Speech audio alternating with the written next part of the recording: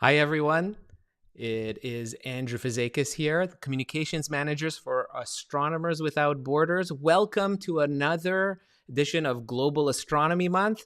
And this is our Global Star Party. This is the 15th anniversary of Global Astronomy Month. It's the world's largest astronomy festival put on by Astronomers Without Borders.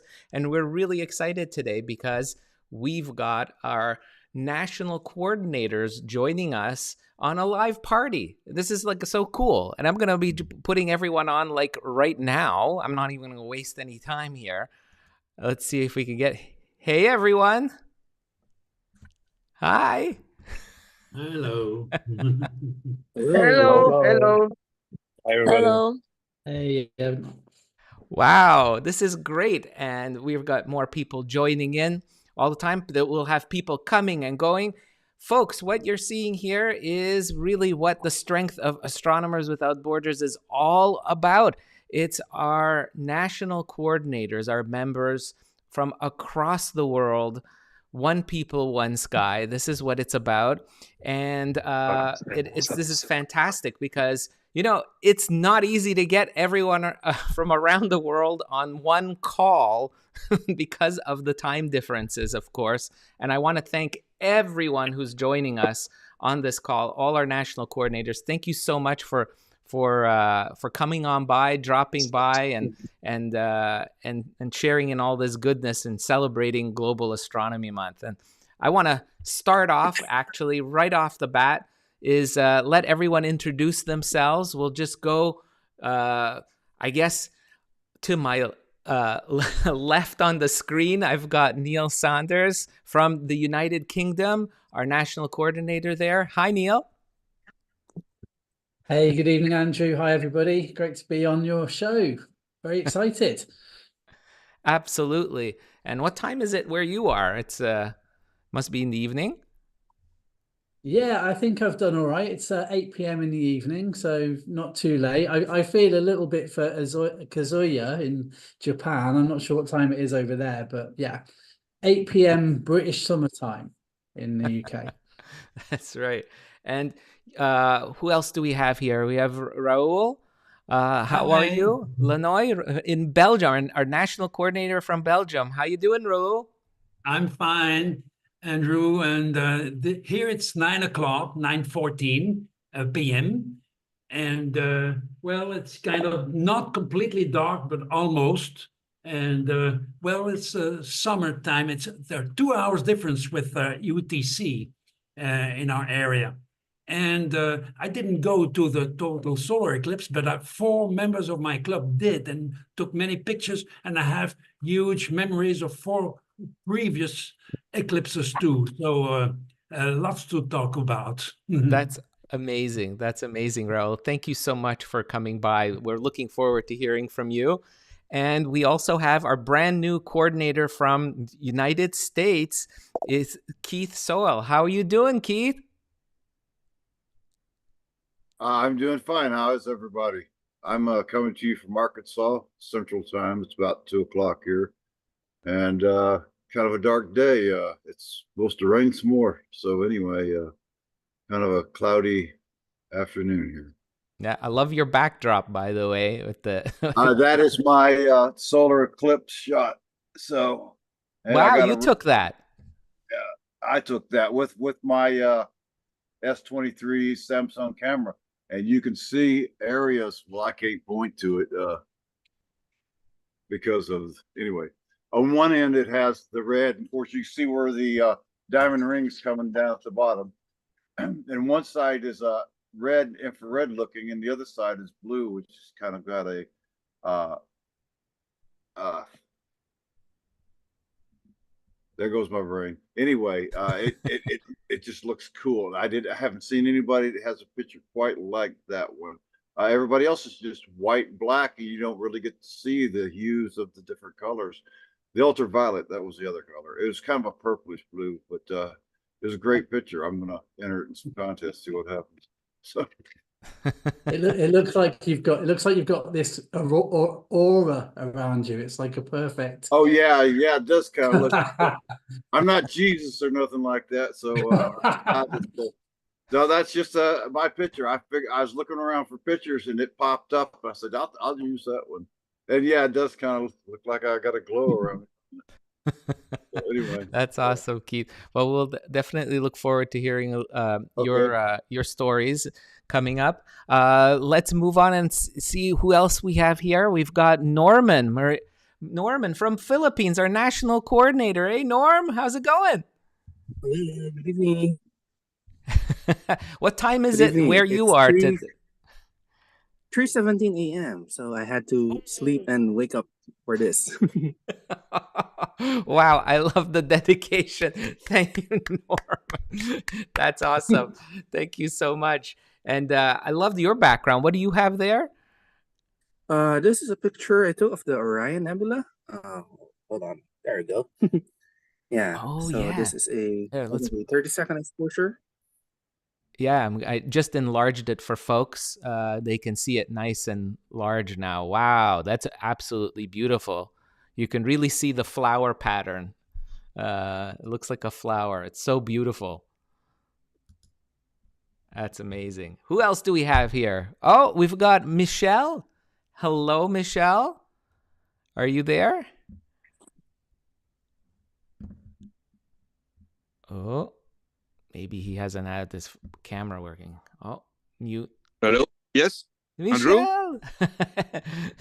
Deconik, hey, Michelle Deconik, how are you? Our national coordinator for France. How's it going? I'm good.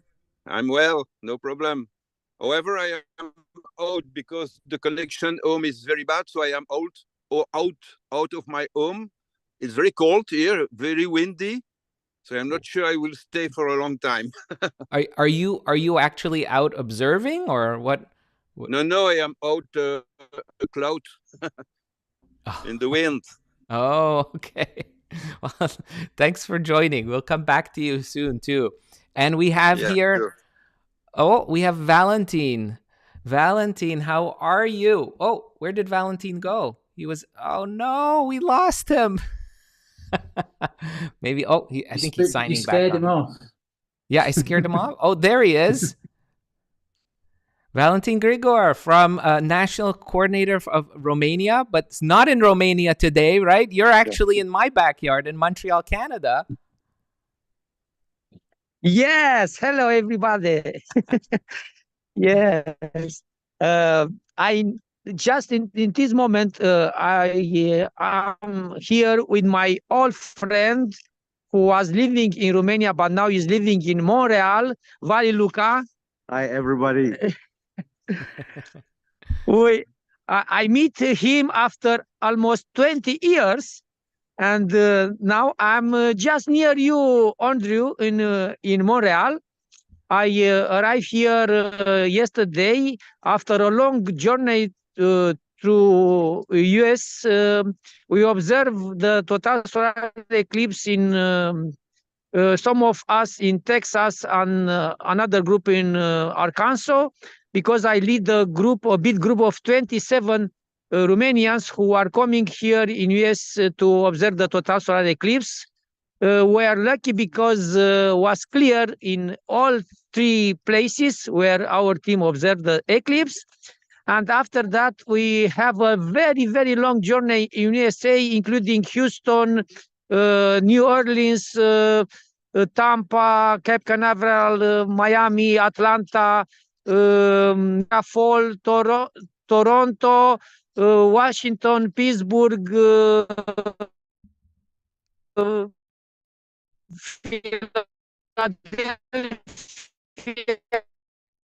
Oh, it seems like New York.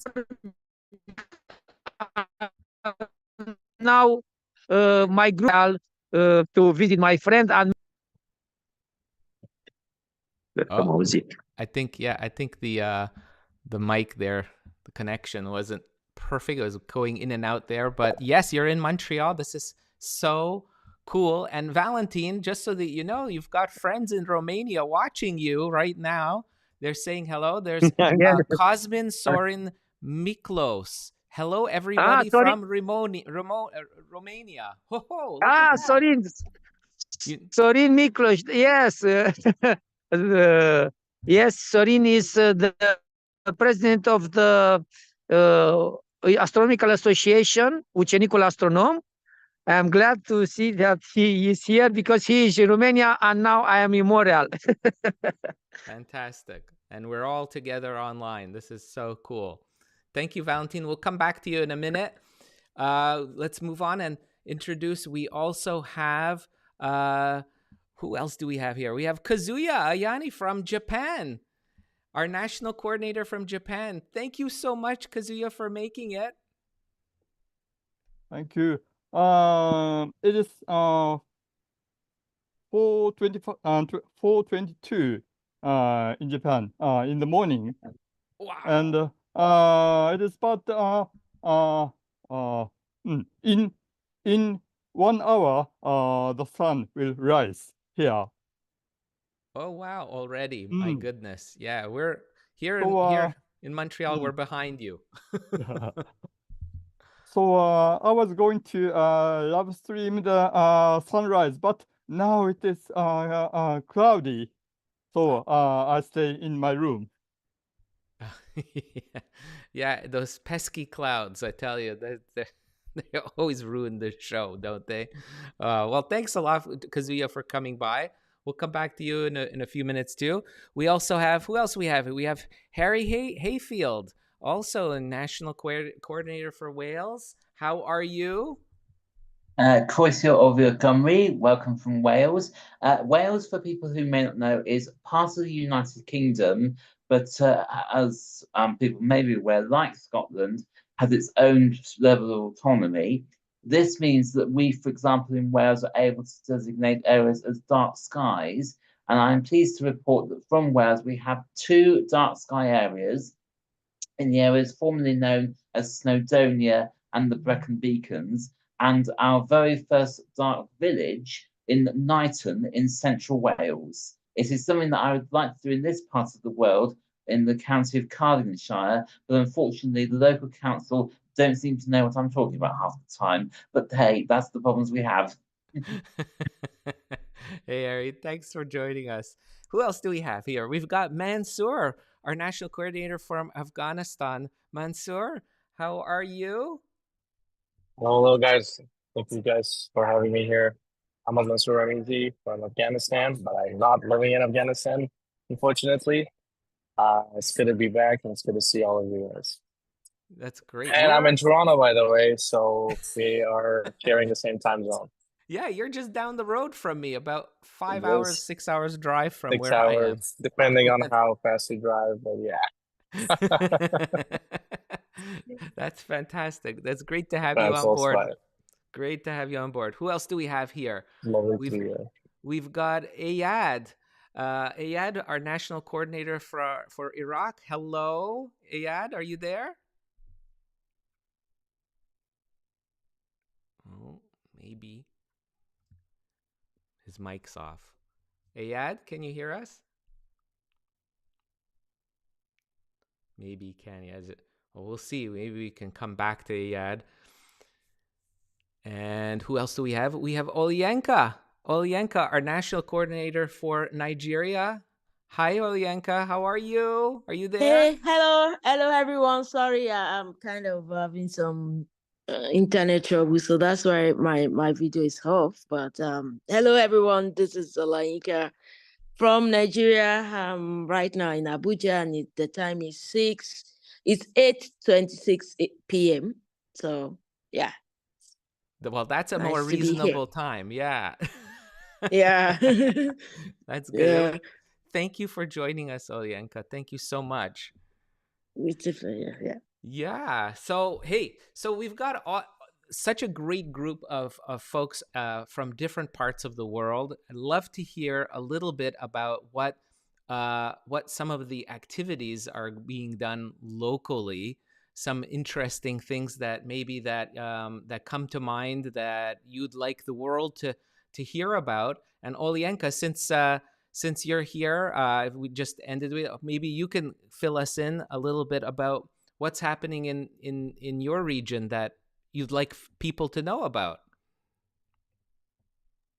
Okay, yeah, great. So we've actually we've had so AWB Nigeria is pretty very busy and very active because I have got folks who work with me and who also work mostly with the Nigerian Space Agency. So I kind of have people who I work with during my day job, at the Space Agency. So we've been having a lot of outreaches. We have different programs for girls, for out of school kids, for kids who are at the internally displaced people's camps across Nigeria, kids who have been victims of the insurgency in northern part of Nigeria, the Boko Haram. So these kids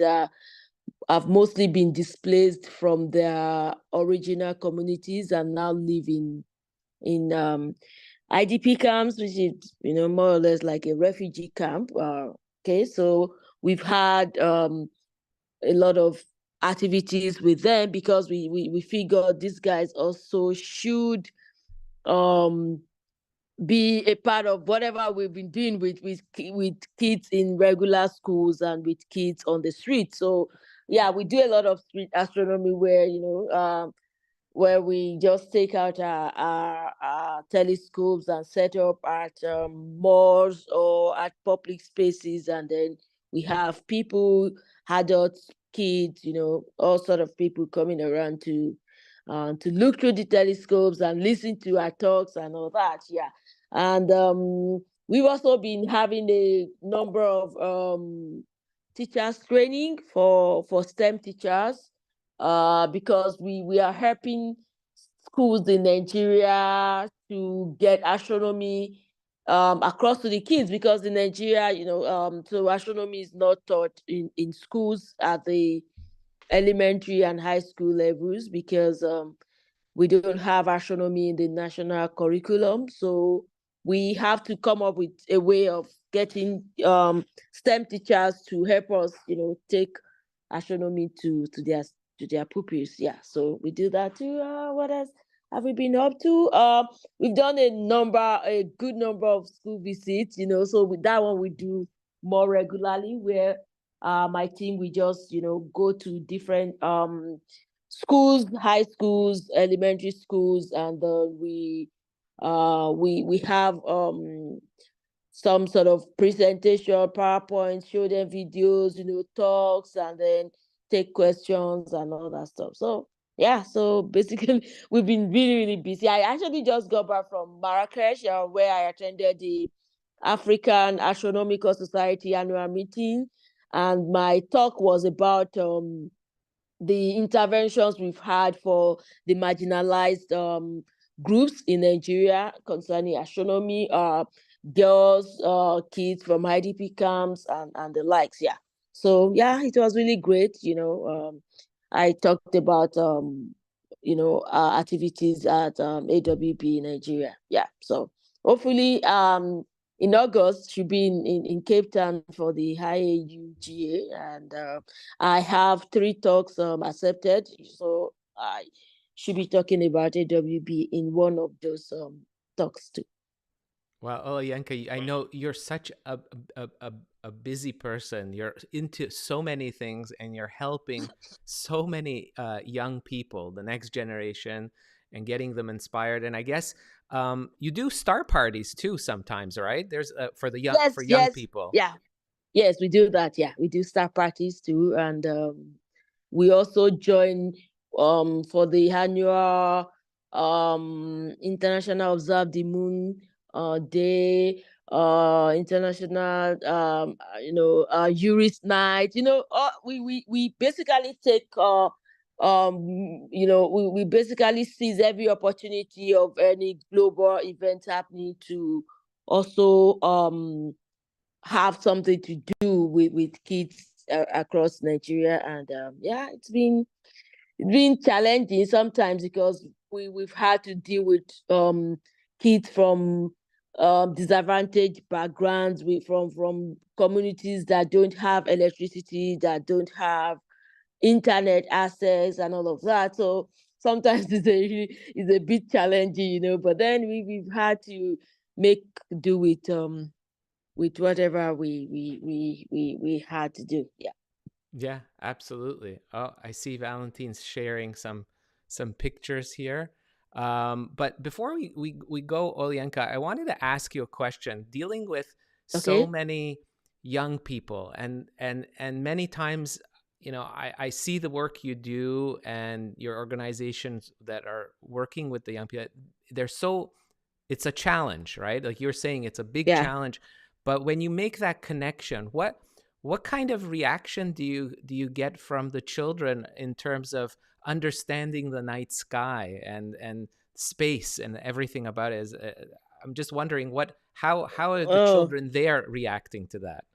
Oh wow, it's always so when people ask how we've been able to get so busy and active as AWB in Nigeria, what's the motivation, what are you guys doing it, where you get the funding and all of that, and I say So sometimes you really want to just walk away, like this thing is not working, because like, you have to contend with a lot of challenges and all of that.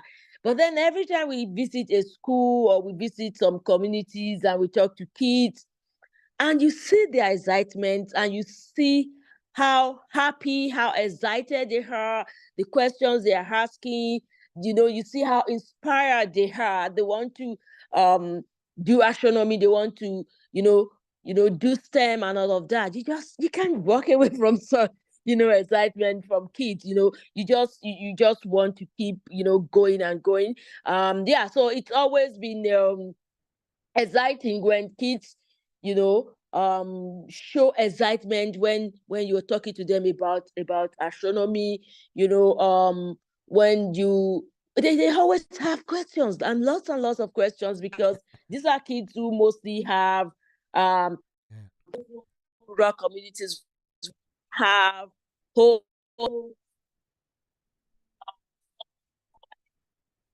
astronomy.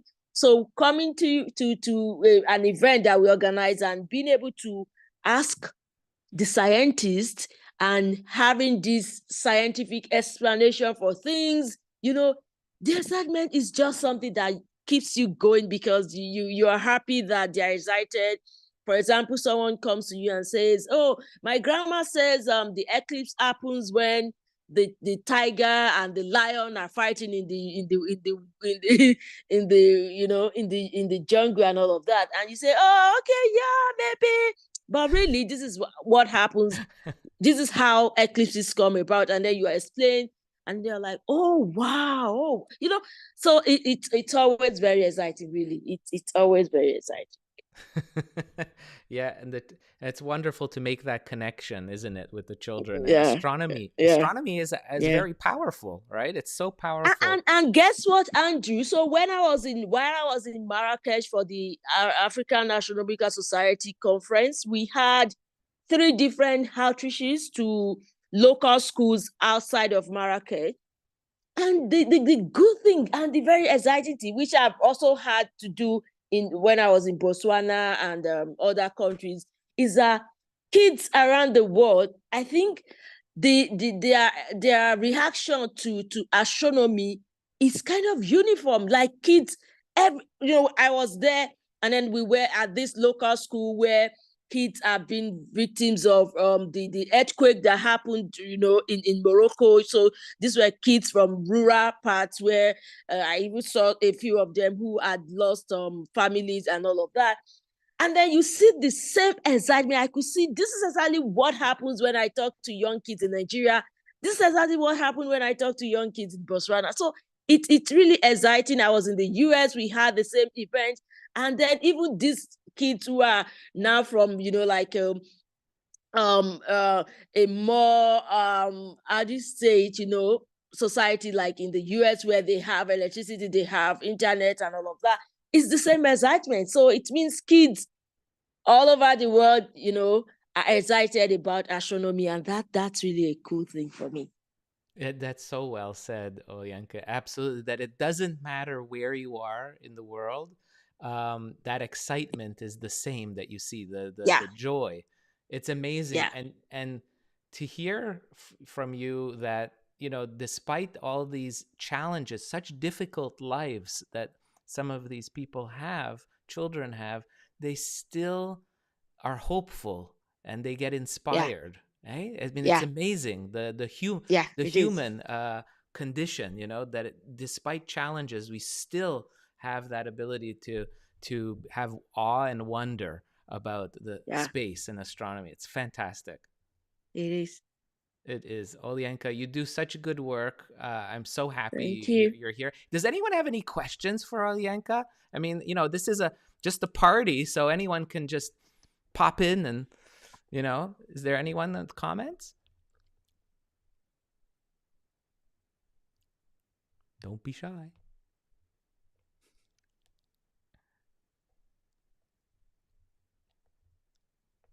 I think I just had something about in terms of the security issues. This is all just amazing work that you're doing over there in Algeria, and I was really amazed to hear about that. And in some ways, Afghanistan and Nigeria, we do share a little bit of an overlap in terms of the situation and then the issues with the extremist groups and everybody.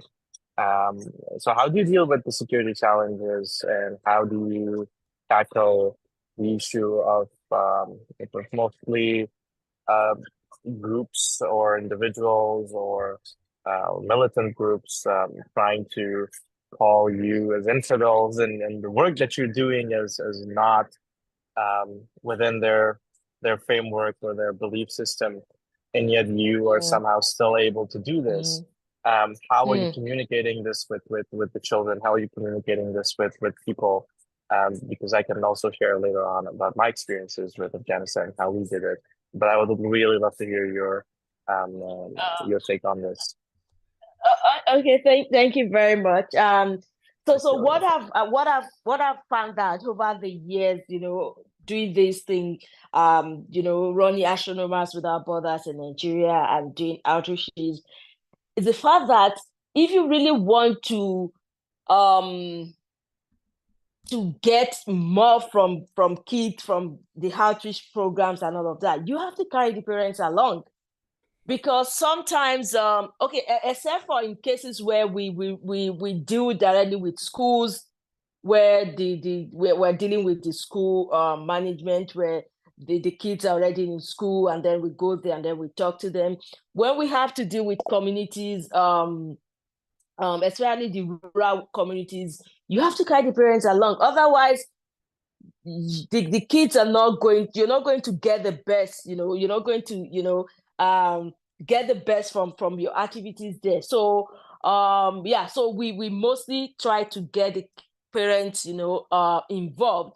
Sometimes they're not so very, like excited about initially, like, what are you guys talking about? Why do you want to keep kids away from home? In fact, I remember especially there was an event that we had, and we were going to organize, this was done in collaboration with Tech Women in Nigeria. I am a fellow of Tech Women. So we wanted to get kids, to, we were using, I was bringing astronomy, other guys had other things. And then the parents said, this time you're going to use to take away these kids from us. These kids work for us, because that's a common thing in rural African communities, where kids are more or less breadwinners in their families. They do all sort of, hard labors and menial jobs and all of that. And the parents said, these kids, when they get back from school, they have to go on the farms and help with so basically these kids, in this particular case, they used to manually peel cassavas. I don't know if you guys know cassavas. So they manually peel cassavas, and for a basket they would get maybe like 10 cents or something like that. And in a day, in an evening, they would maybe peel maybe like 20 baskets or whatever. And the parents said the only way we're going to agree to you taking these kids for this program is if you can pay us the equivalent of what these kids would have made for this number of days that you want to take them away. And we had to pay, because we realized if we were not going to pay, then these kids, even though they wanted to be a part of this program, even though they were excited to be a part of this program, because the parents needed them to do this stuff, so we had to pay so that the kids could be a part of the program. So that's one way of getting the parents involved. And then you mentioned about insecurity. Yeah. So sadly in Nigeria, there are places that we would love to visit, we would love to talk to kids, but then we will have some security reports, and then everyone will be like, oh, no, we can't go to these places. In fact, there was an event that we were going to have in the northern part of Nigeria, where a part where we considered safe enough. And then we had put everything in place, like we had collaborators, some had given us free transportation, and all of those stuff. And then just a day before we went for this program, a day before we were to go for this program, there was some insurgency attack, like Boko Haram, kidnapping and all of that. and we had to cancel. So these are issues that, like I feel very pained when we had to do this, because you look at these kids who are going to be missing out on, on these great programs, but then you don't want to also risk your life, because these are, AWB is a voluntary organization. So in Nigeria, people who are part of the activities that I organize are all volunteers. So you don't want to take these risks that endangers their life. So we just have to leave those parts out. And this is where the issue of not having the right infrastructure comes in, because I would want to do some sort of virtual engagement. I would want to have some sort of virtual engagement with communities like this, because I don't want to take my team there because it's not safe. I don't want to endanger their lives, but then they don't have internet. So it's really sad, because it means they can't be part of this, and you feel bad about that, but there's nothing you can do. Yeah, and it sounds like, yeah, definitely it's a fine balance you have to play all the time between, security and safety and education. It's sad that has to happen, but it's amazing that you can do it and you can have great success.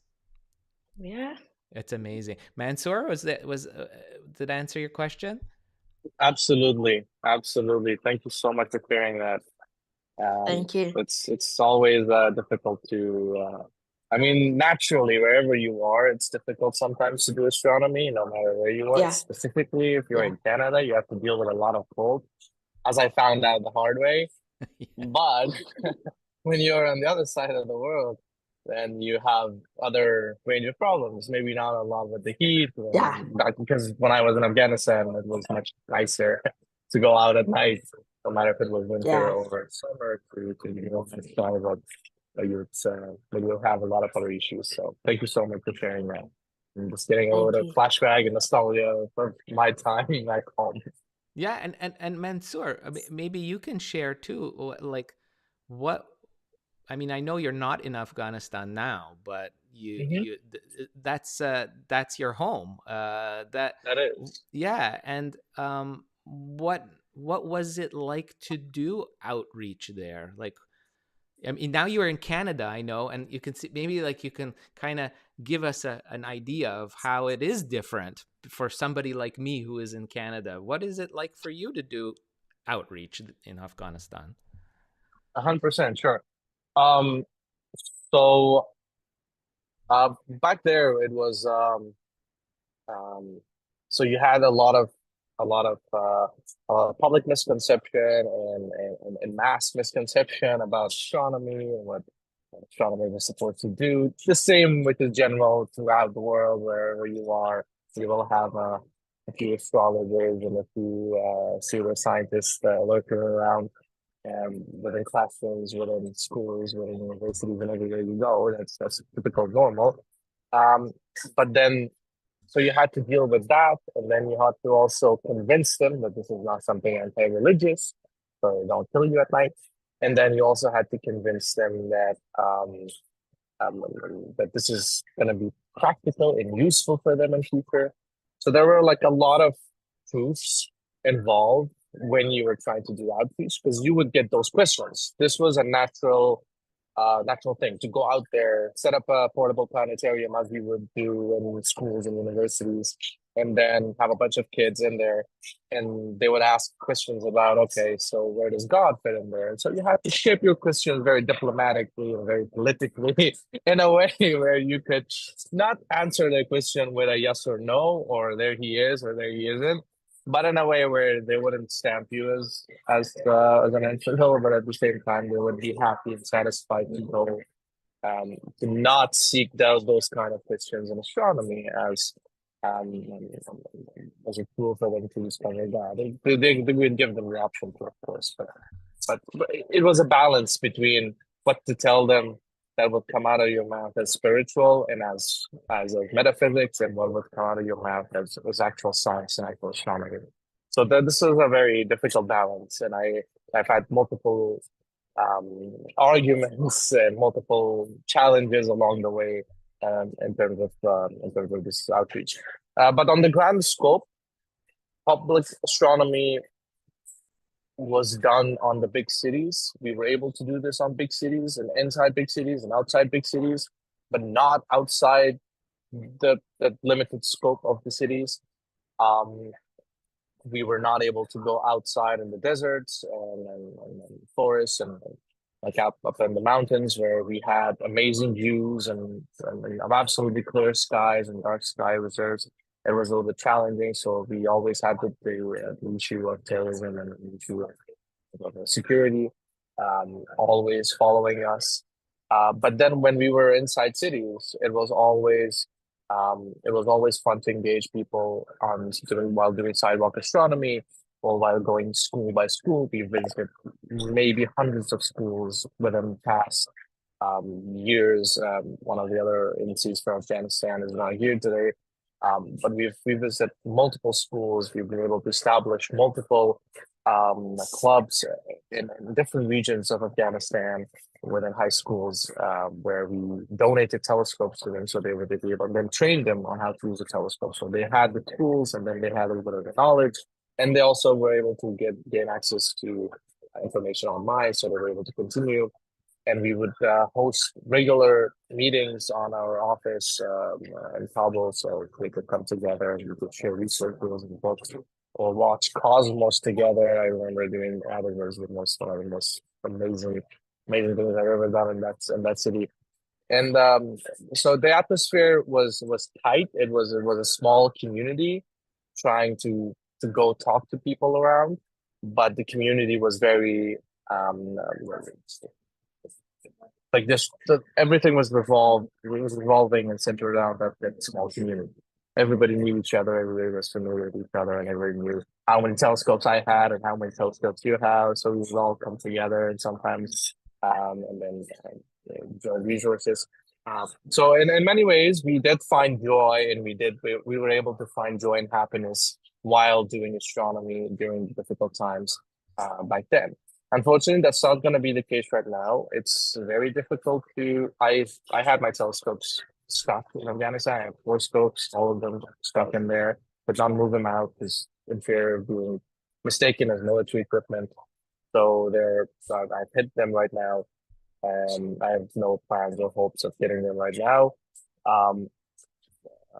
So it's a little bit dead at the moment. Especially considering that half the population are banned from even attending schools, and then the other half are actually going to schools, and they are not getting the actual information, the actual curriculum that they're supposed to get. They're being censored heavily, so they don't have the same exposure towards science, towards astronomy as the rest of us around the world.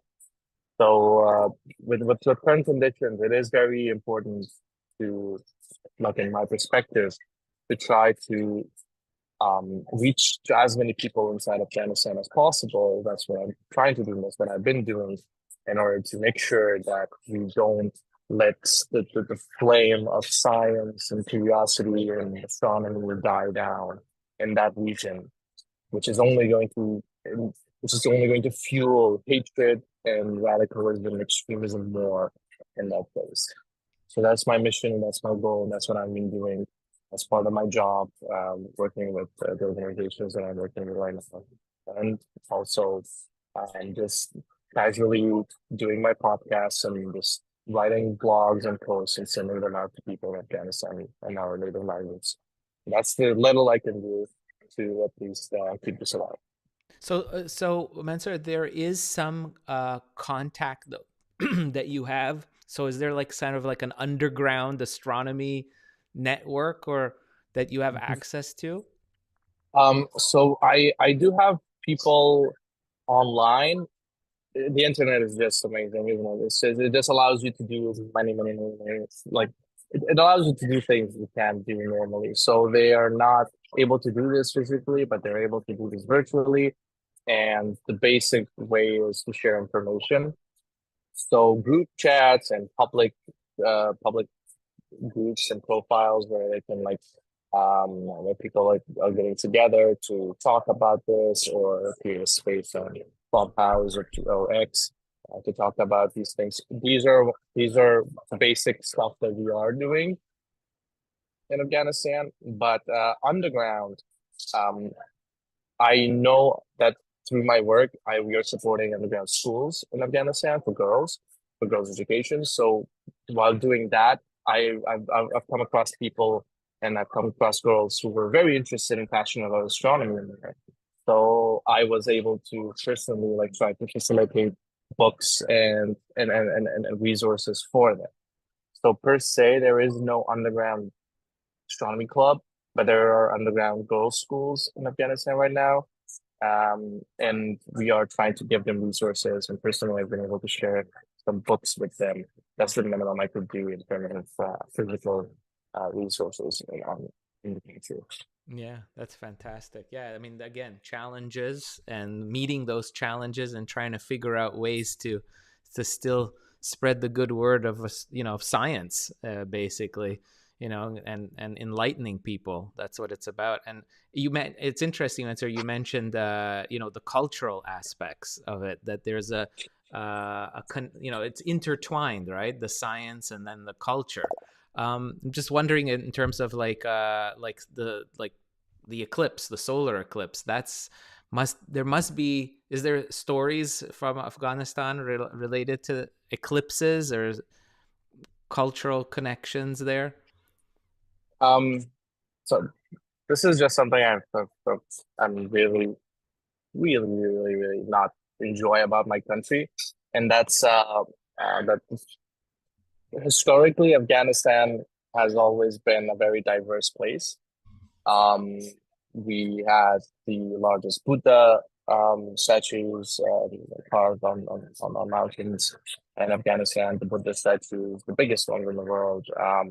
So that shows our Buddhist ties,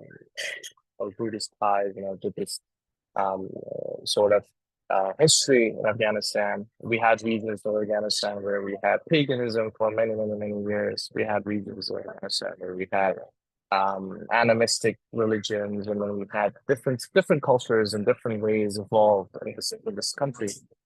But then it was for thousands of years until we had Islam coming in into the country through the Arab conquest, which carried on all over into India.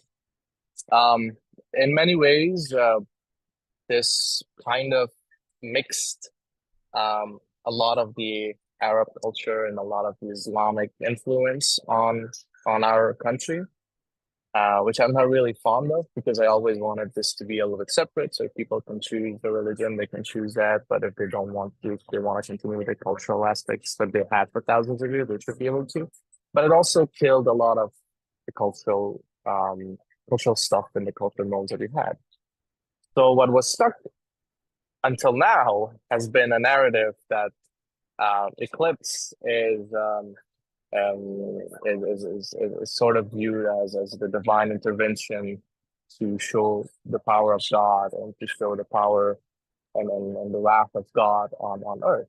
So this was a very common scene, and I have noticed this, and I've actually witnessed it in Afghanistan when I was still there. I was young, but we had a partial eclipse. It was 70, 80% maybe, but it got dark enough for us to be scared of it. Apparently, and then you would have the mosques all around Kabul city shouting Allahu Akbar, and then they were doing some chants and things like that. So that kind of mentality existed in the country. On one side, I was taking pictures of the eclipse, me interested in taking out a telescope and taking pictures. And on the other side, there were people chanting out on the streets about how scared they were of the eclipse. So that kind of clash of civilization, clash of cultures existed in the country, and this dates all the way back to that conquest where we had the insertion of something else within our culture and in our traditions. But originally, or way back, I'm not sure. I've never had any proper readings on that topic. No. Oh, it's very interesting. Harry, you had your hand up there. You had a question or comment? Yes, I do indeed. It's relating to the fact that, as you've alluded to, in 2034, Afghanistan, specifically Kabul, gets a very, very, very deep partial eclipse happening around the time, if my understanding of the Islamic calendar is correct, around the time of the call to prayer in the evening. Do you think that if the situation in Afghanistan is as it is now, then will people just say, stay in your homes, do not come out to pray, just ignore it? That's 2034, right, Harry? Um, well, 2034, let's hope, first of all, that our mission is successful by 2034 and that we don't have to deal with this kind of dogmatism in the region. But if the current trend continues and if they still try to brainwash the people, then yeah, it's gonna get worse. Most of the people are leaving the country. The young population are trying to escape, and what's left in the country are people with that mentality and whatever, like exactly what you described as Harry. It's I see it as probable, unless of course we continue we continue with the. Absolutely. Yeah. I mean, this is again, Mentor, you're highlighting a challenge that exists for outreach, these political, religious, all, again, borders, that we are trying to break down as national coordinators, doing the good work and trying to enlighten folks about science in very challenging places and circumstances. But it's really interesting, all this talk about cultural connections, and I know I'm going to turn to Norman in the Philippines here, because Norman, you've also talked when we were discussing about Global Astronomy Month and Sunday and the eclipse and there's in your part of the world too, there's a lot of cultural connections, religious connections with the sun, the moon, and I would presume eclipses as well, right, Norman?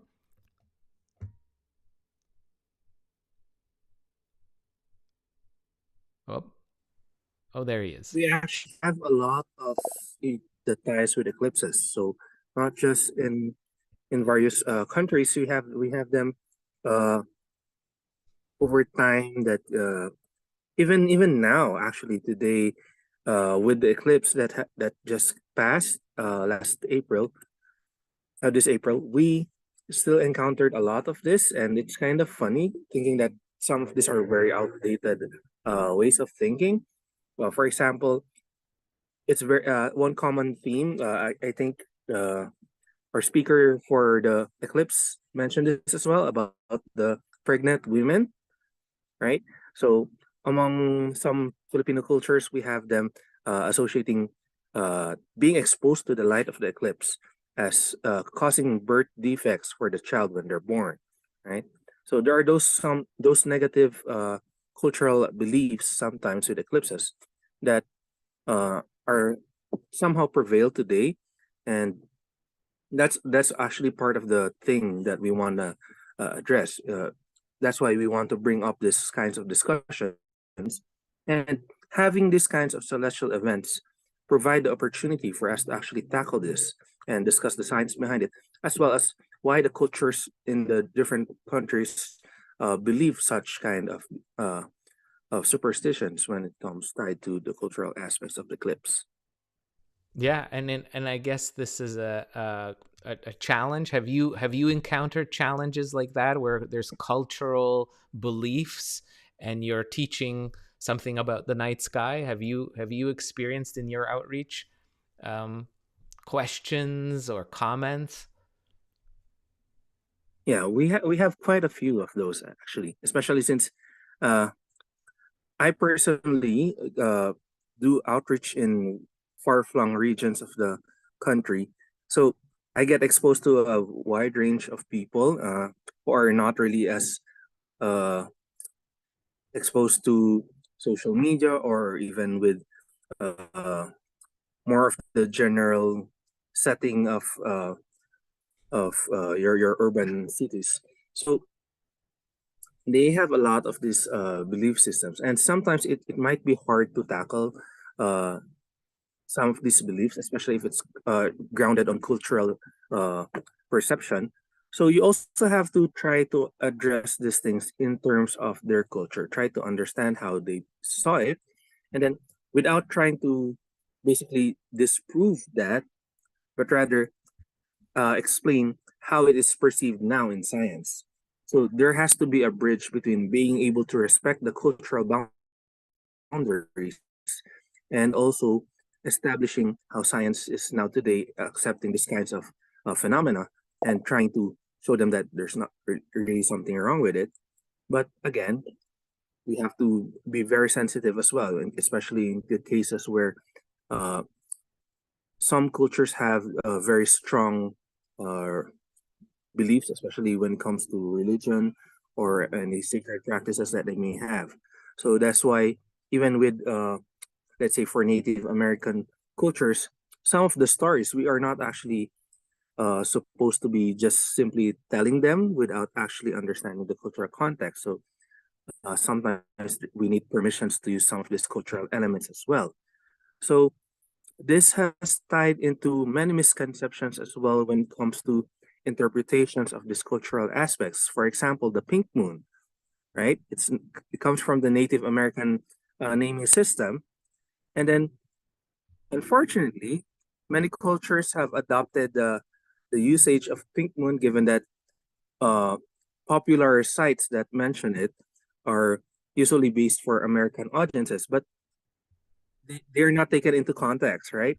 So you have people manipulating pink moon images and saying it's actually what they saw. So that kind of comes with the growing misinformation when it comes to that. So it's actually a challenge sometimes that when we deal with outreach, we have to be able to address this, explain clearly, and then try to see establish the how different cultures perceive them, and as well how it actually is in reality. So we need to be able to bridge that boundary between the two without trying to disrespect the culture and saying that, oh no, this is wrong, right? So we have to establish that this is a cultural belief. This is something that they have perceived in the past, right?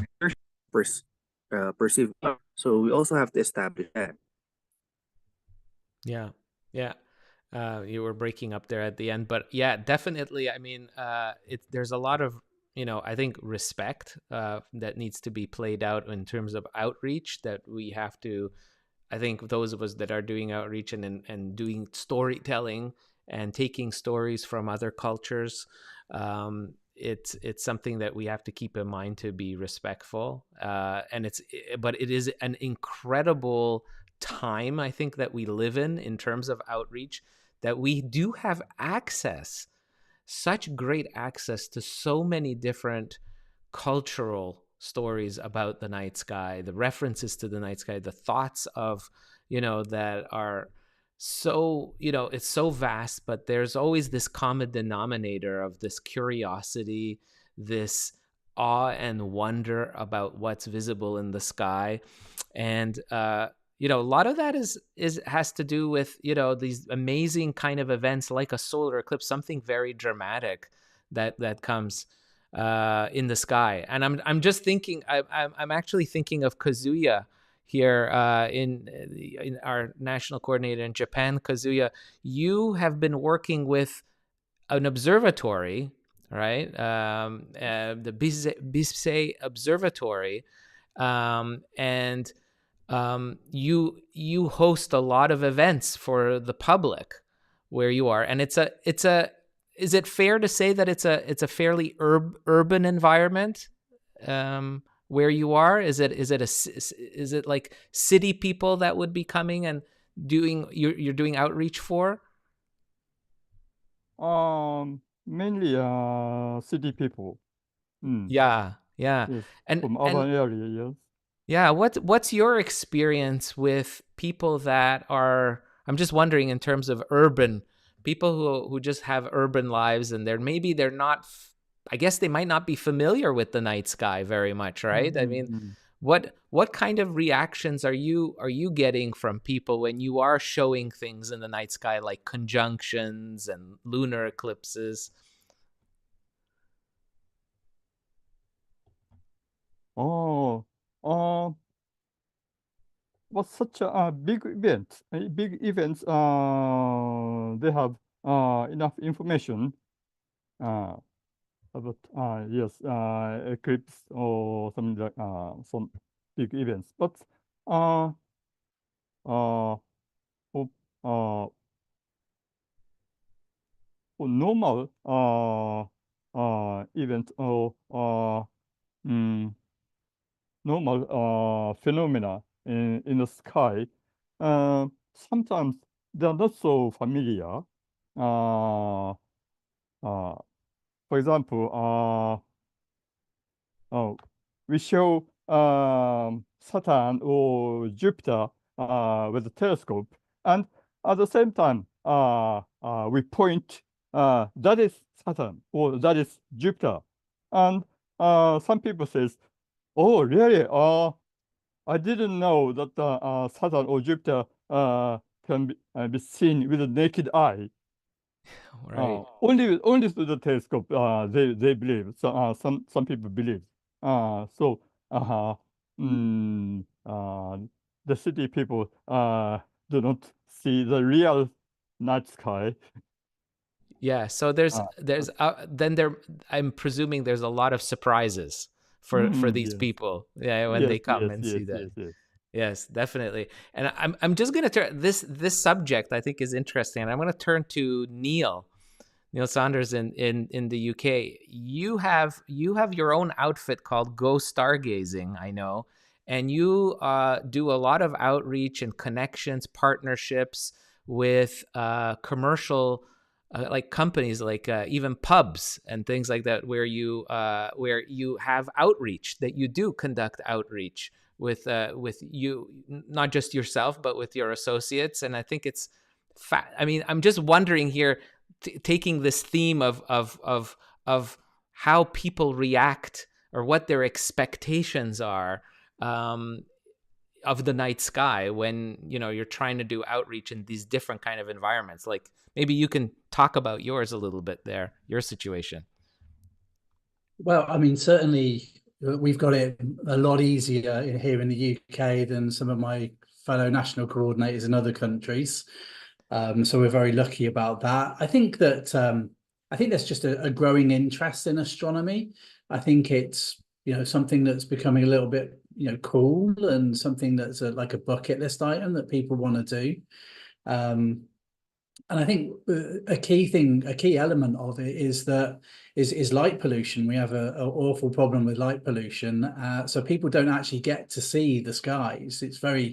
You can do astronomy from our suburbs. You can see some of the brighter objects, but actually, the inspiration that you get from seeing a dark sky full of stars, a little bit like the one in my picture here, which was taken in the middle of the North York Moors. Yeah, people just don't get to see it. So that's one of the things that I'm really keen to do, is helping people get away from the light pollution, away from artificial light at night and into some dark sky areas. And then, when they do get to see skies like this, then all of the other sort of elements of astronomy can come out. Some of the more informal elements, like some of the mythology, a lot of the outreach events we do, it's quite fun to tell the stories as the Greeks once would, using the stars as a template. And yeah, it's just something that seems people are interested in,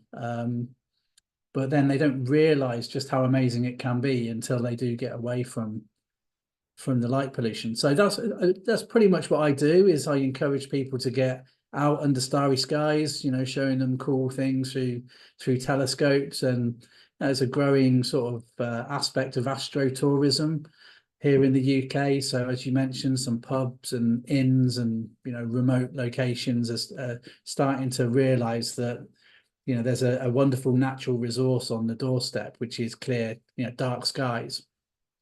So I'm very much keen to support those businesses, support people who are interested in astronomy, and perhaps most importantly is supporting the grassroots astronomy here in the UK. We've got a wonderful community of grassroots organizations, from astronomy clubs to observatories to societies, and it's, Go Stargazing is about raising awareness of what they do, and just bringing everybody together under the stars.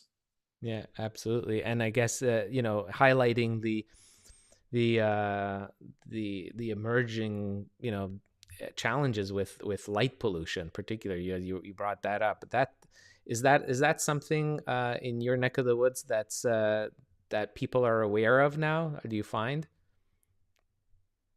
From my experience doing events, I don't think it is something that people are aware of. I think when you live in a town or city, you just don't get to see the skies as they are. And then when you come away from one of the dark sky areas, Harry mentioned earlier that there's a couple of dark sky parks in Wales. There's quite a few here in the northeast of England where I am. Once people get away under the starry skies and they realise, just hang on a minute, that's what's up there. It's always up there. It's just I don't get to see it.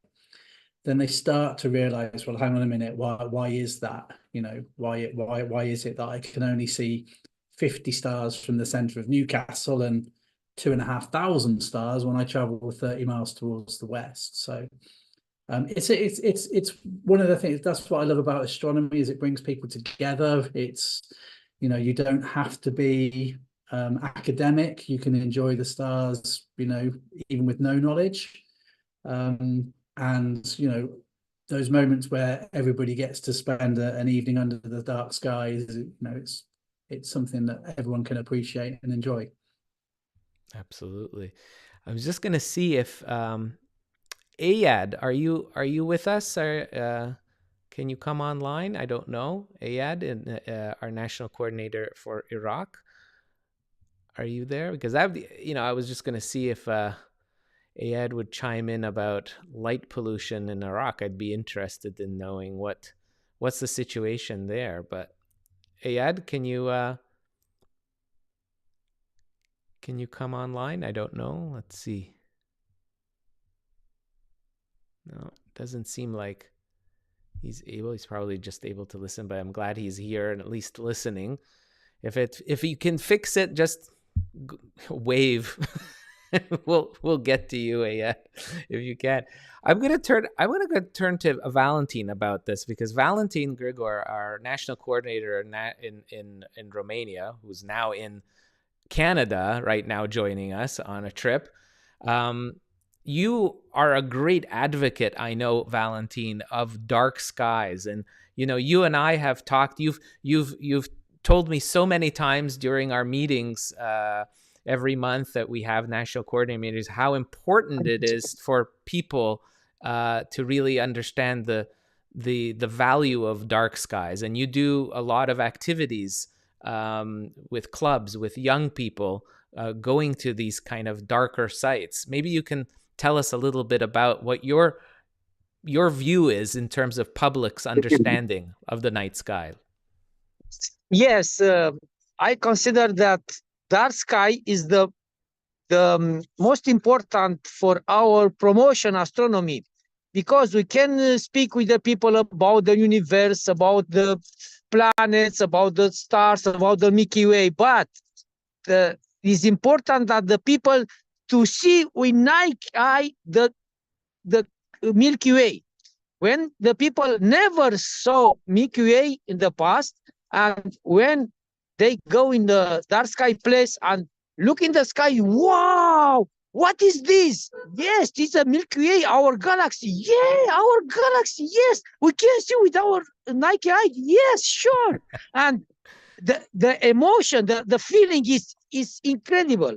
And starting from this point, the people can start to see, to understand the universe, to understand the our sky.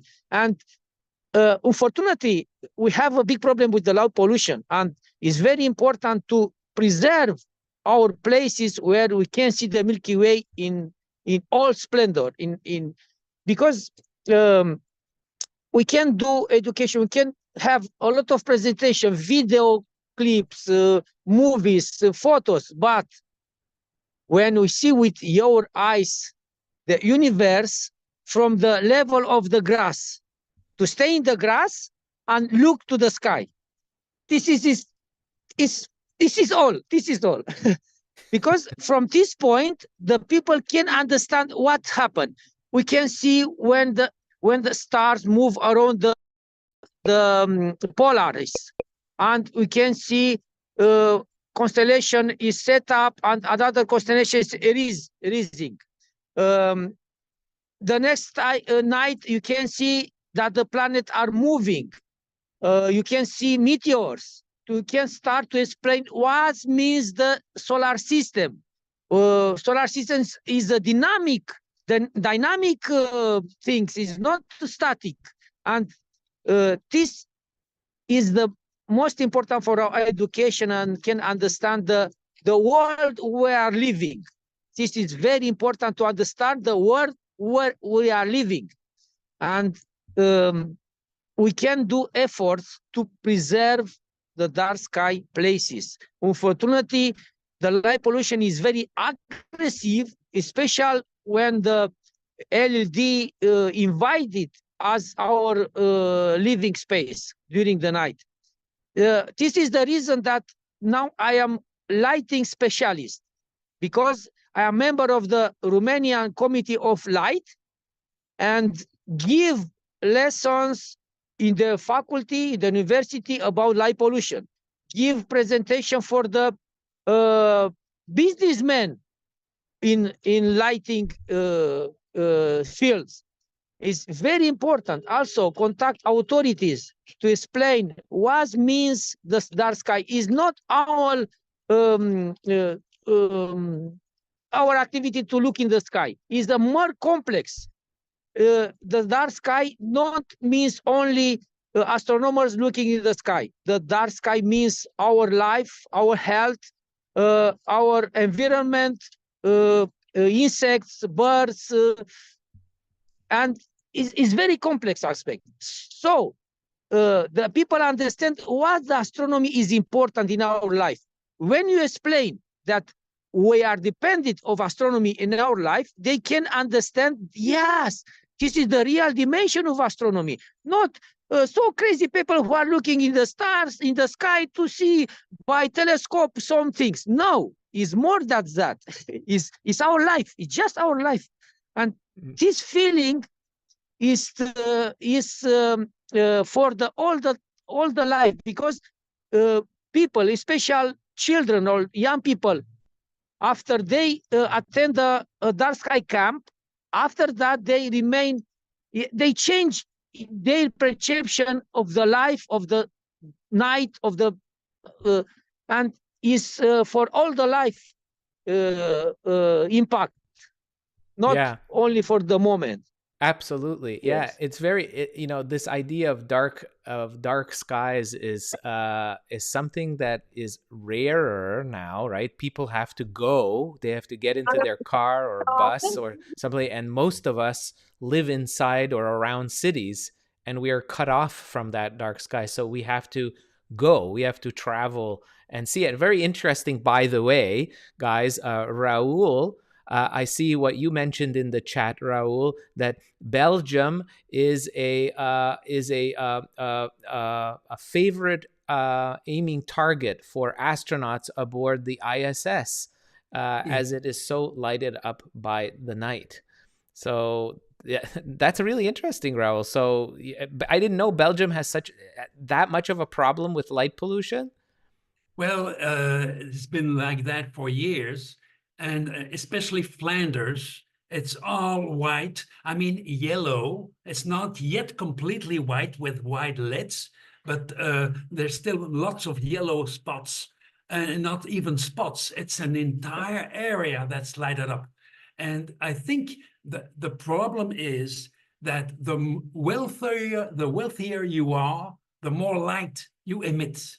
And that's all over the world like that.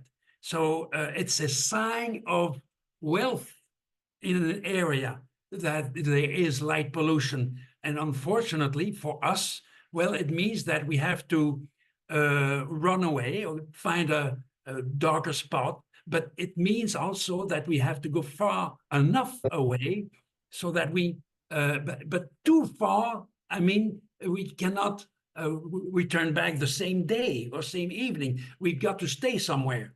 But since the beginning of the war in Ukraine, because of the increase of energy costs, towns have decided to turn lights off and keep them off, even if the cost of energy went down, because they noticed that there was no more criminality or no more bad things going on because lights were off than when they were on.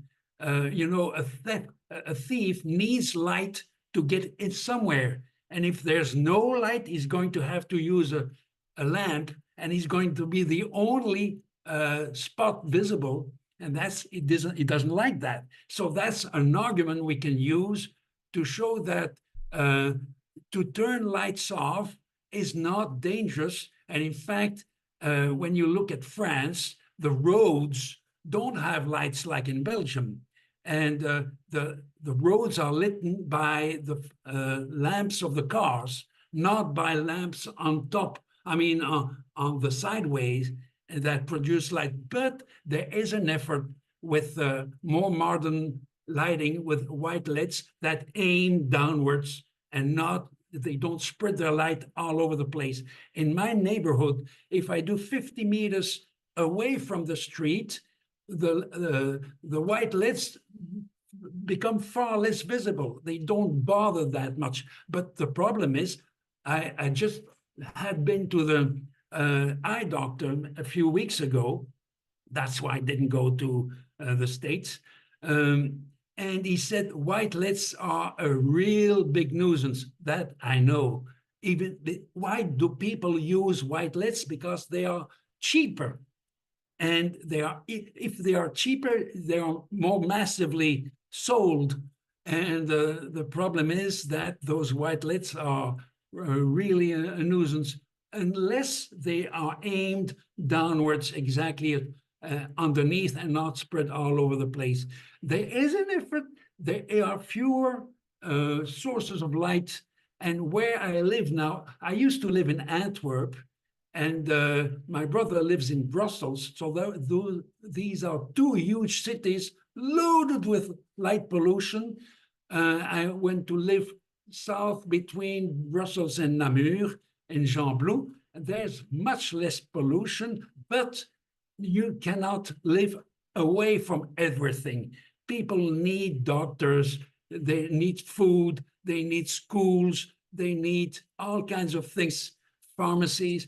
And if areas are being emptied, like in France, you have huge areas that are emptied. The young people leave because there's nothing going on, and they go to towns, while the older people stay because they can't move that easily, and they enjoy the stars, but they have problems during the day reaching for food and things like that. So it's a choice, but you see, Belgium has a surface that is 18 times smaller than France, but we have 6 times less people. So it's a lot denser as a population than in France. Now you have a whole card like from Paris to Amsterdam. It's a huge streak of light all over the place from Paris to Amsterdam, and Belgium stands within it.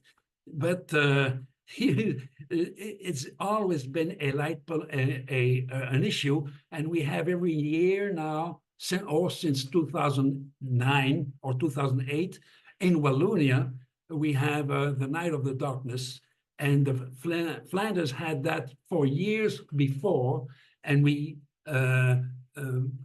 contact towns, and they contact us. And we organize that Night of Darkness so that they officially turn off lights, but that's only one day, one evening. It should happen all the time. And thanks to Putin, it's been like that in Jean Bleu, but only from midnight to 5 o'clock. So I'm interested here. So that's the situation in Belgium. Very interesting that, I mean, Europe is a very concentrated continent with lots of big cities and stuff, and it's and wealth as well. So like you said, the more wealthy a region is, the more light pollution uh, goes up. I just wanted to know, I don't know if Olienka, if you're there, Olienka, are you still with us? Olienka? Don't know. I was just Yeah, I'm here. Yeah, I wanted to ask you just very quickly. I mean, in terms of what's the situation in Nigeria about light pollution, or in your region of that part of Africa? Is that an issue at all? Are people talking about it, or it's still pristine, the skies? What's it like? We don't have any issues at all, where except you go to the city centers, maybe like in Lagos, in some part of Abuja and all those big cities. But mostly, most parts of our skies are still, like very clear, because people don't even have enough electricity, by the way. So, you can't talk about light pollution when you don't even have, power for people to put on their lights, maybe in the night and all that. So in most places you don't have that problem at all. So people hardly talk about light pollution because it's really not an issue. It's not an issue. And now I'll turn to I'm wondering, Norman in the Philippines, is light pollution or the restriction of the night sky access, is that something of an issue there? Yeah, it's part of it. It's also an issue. We're actually losing a lot of dark sites already here in the Philippines. For the majority, since we live in an archipelago here in the Philippines, and majority of the active astronomy groups are located in the national capital region, they have that problem of having to travel really far before they are able to access dark sites. In my case here in the Philippines, I am particularly staying in a mountainous region, so I have a better transparency. So I get to have better night skies, even though it's a bit light polluted already. But I have tried to deal and tackle with the local government unit in terms of the setup of LEDs, given that uh, it's kind of slow between the transition from changing street lamps into LED lights. And part of the issue here is that we switched too quickly, for even not just in the Philippines, but in other countries as well. We switched too quickly to LEDs without actually taking a look at the repercussions. So with the growing amount of literature surrounding that, it's actually important that we actually bring this up as well to our local government units. Very interesting. Very interesting. So yeah, and this just shows that it is a global nature. Some places are still do have easy access to dark skies, but there are many regions where they don't. And it's an issue, definitely, and it's a growing issue. It's going to get worse before it gets better. But I think we have our partners. IDA, there's a lot of good work that's being done, advocates for the night sky, and folks like yourselves, national coordinators here, are going to be able to really spread the word. That's really important. Now, I wanted to change gears here because we're already like an hour and a half in, and I really wanted to hear about the eclipse, the solar eclipse adventures, because it's one thing to hear, go on the news and see folks talking about what to expect, but to actually talk to people who I know some of you who have traveled to it. Some of you had them in their backyard. I know if I was lucky enough, it was literally right here in my city. I didn't have to go anywhere really. But I'd love to hear about this solar eclipse adventures. I'm going to start with Keith in Arkansas, our national coordinator for United States. You're in the US, you're a US citizen. This beautiful event came right through the United States. How did you, as an American, how did you have fun with this eclipse? What was your adventure?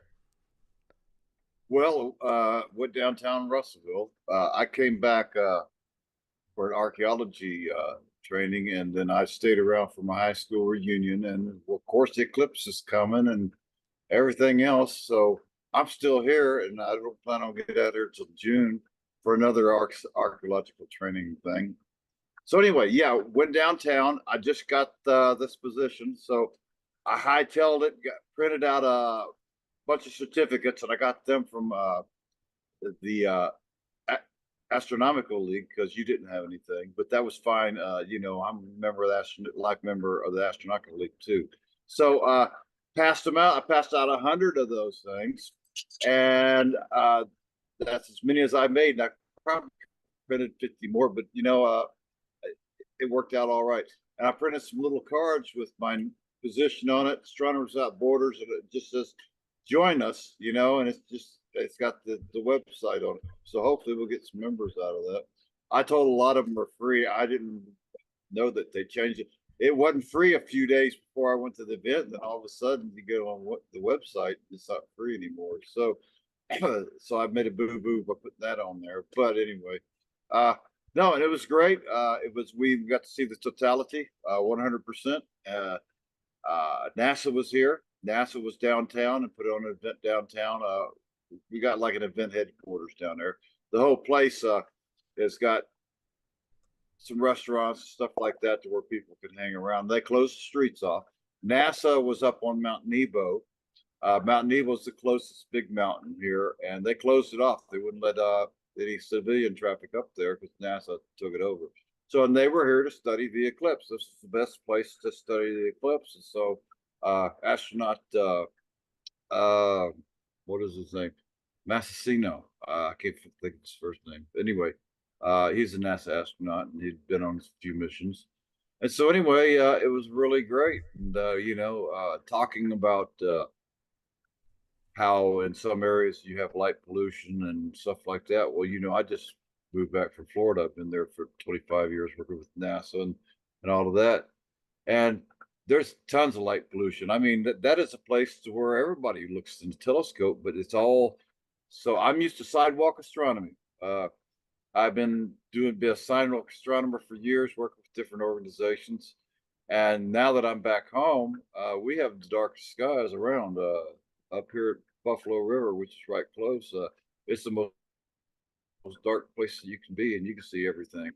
So I'm looking forward.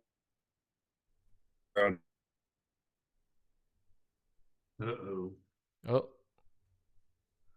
Keith, are you there? Oh no, he's frozen. Are you Places there? up here, little towns that they don't have a college, they don't have anything. They just got a high school. They don't really have an astronomy program. So I'm going to try to get around to these places and introduce them to Astronomers Without Borders and take some of this education to them. You know, like you know, I retired as professor of astronomy at Eastern Florida State a year ago, and sold my house. I got tired of Florida. Really, that's 25 years of it. People in Florida come to Arkansas to vacation, and people in Arkansas go to Florida to vacation. So I thought I'd just swap it around there. And guys, if I cut out a little bit, don't worry, I'll be right back because I'm on a Starlink satellite and it's raining. It's not too bad right now, but when it pours, I'll cut out a little bit. But anyway, yeah. So you know, that's what I'm doing right now. And Astronomers Without Borders just sent me a telescope, and so I'm going to be using that. It's easier to carry around. I'm a professional astronomer, and I didn't buy it to start with till I actually got one, and it's a quality instrument. And I hope they can maybe we can get another one that size for an 8-inch because I'd like to see citizen astronomy. There's a lot of citizen science places like Zooniverse and stuff like that, and I'd like to see us promote that because it gives kids another option on the internet to go and actually do stuff like hunt for asteroids, actually be an asteroid hunter. And but a lot of those citizen science sites require an 8-inch telescope or bigger. So, and the reason being is because you can see a lot more with it. You can see, comets in more detail, and you can see the all the other stuff in more detail. So Now, anyway, Keith, you regarding the eclipse, though, I wanted to know, were you like, what was the eclipse experience for you like? Was it something that you did by yourself? Were you with your family, or were you with a large group of people? How did you actually experience it? I was with a large group of people downtown with NASA and all of them. We were all down at that spot down there. It went dark. All the street lights came on. That was cool. It's really not cool because it kind of ruined some of the photography. I did everything. This picture in back of me, I had to take a lot of shots to get that. And, all I had is my camera. Now, camera on a Samsung is great camera. And so I was, and I've been taking launches with that camera for years, and it does just fine. And especially now, night photography, it's really good because it's got that new AI that we just downloaded, the new upgrade. So it was great. Oops. Those giant water droplets. You can tell when it's raining where Keith is, can't you? The part where I was a local resident, so I got my 15 seconds of fame there, and then the Baltimore Banner called me, and they wanted to know about the glasses and about where to turn them in and stuff, and I didn't even have anything in front of me. I was jumping on the internet trying to find where the locations were. Then they sent me some a few days later. But anyway, it was fun, and it was great. It was 3 days. I was there for 3 days. I had my little location. I printed what I could. And there's another thing. I'd like to bring up a little note to you and to the others. Your pamphlets, the stuff that you print, the flyer stuff, they just have entirely too much ink on it. And I mean, I printed 10 flyers and my ink was out, brand new cartridges. So we have to redesign these to where they don't use so much ink because ink's expensive. And when you're printing them out yourself, like I said, I ran out of cartridges. So I bought a new set of cartridges. That's the thing about it. So, and they didn't last long. So I printed what I could and I got them out. Absolutely, Keith. That's great. a good point. Good point, Keith. It was the first time I've ever seen a total. I've seen up to like 97% and stuff like that, and I've seen a few in my life, but I've never seen a total one, and it's a totally different experience because it really got dark. I mean, it looked like nighttime there, and I hadn't seen it get that way before, so it was great. I got a great picture. I got a great video of this same picture. I got the video of it too.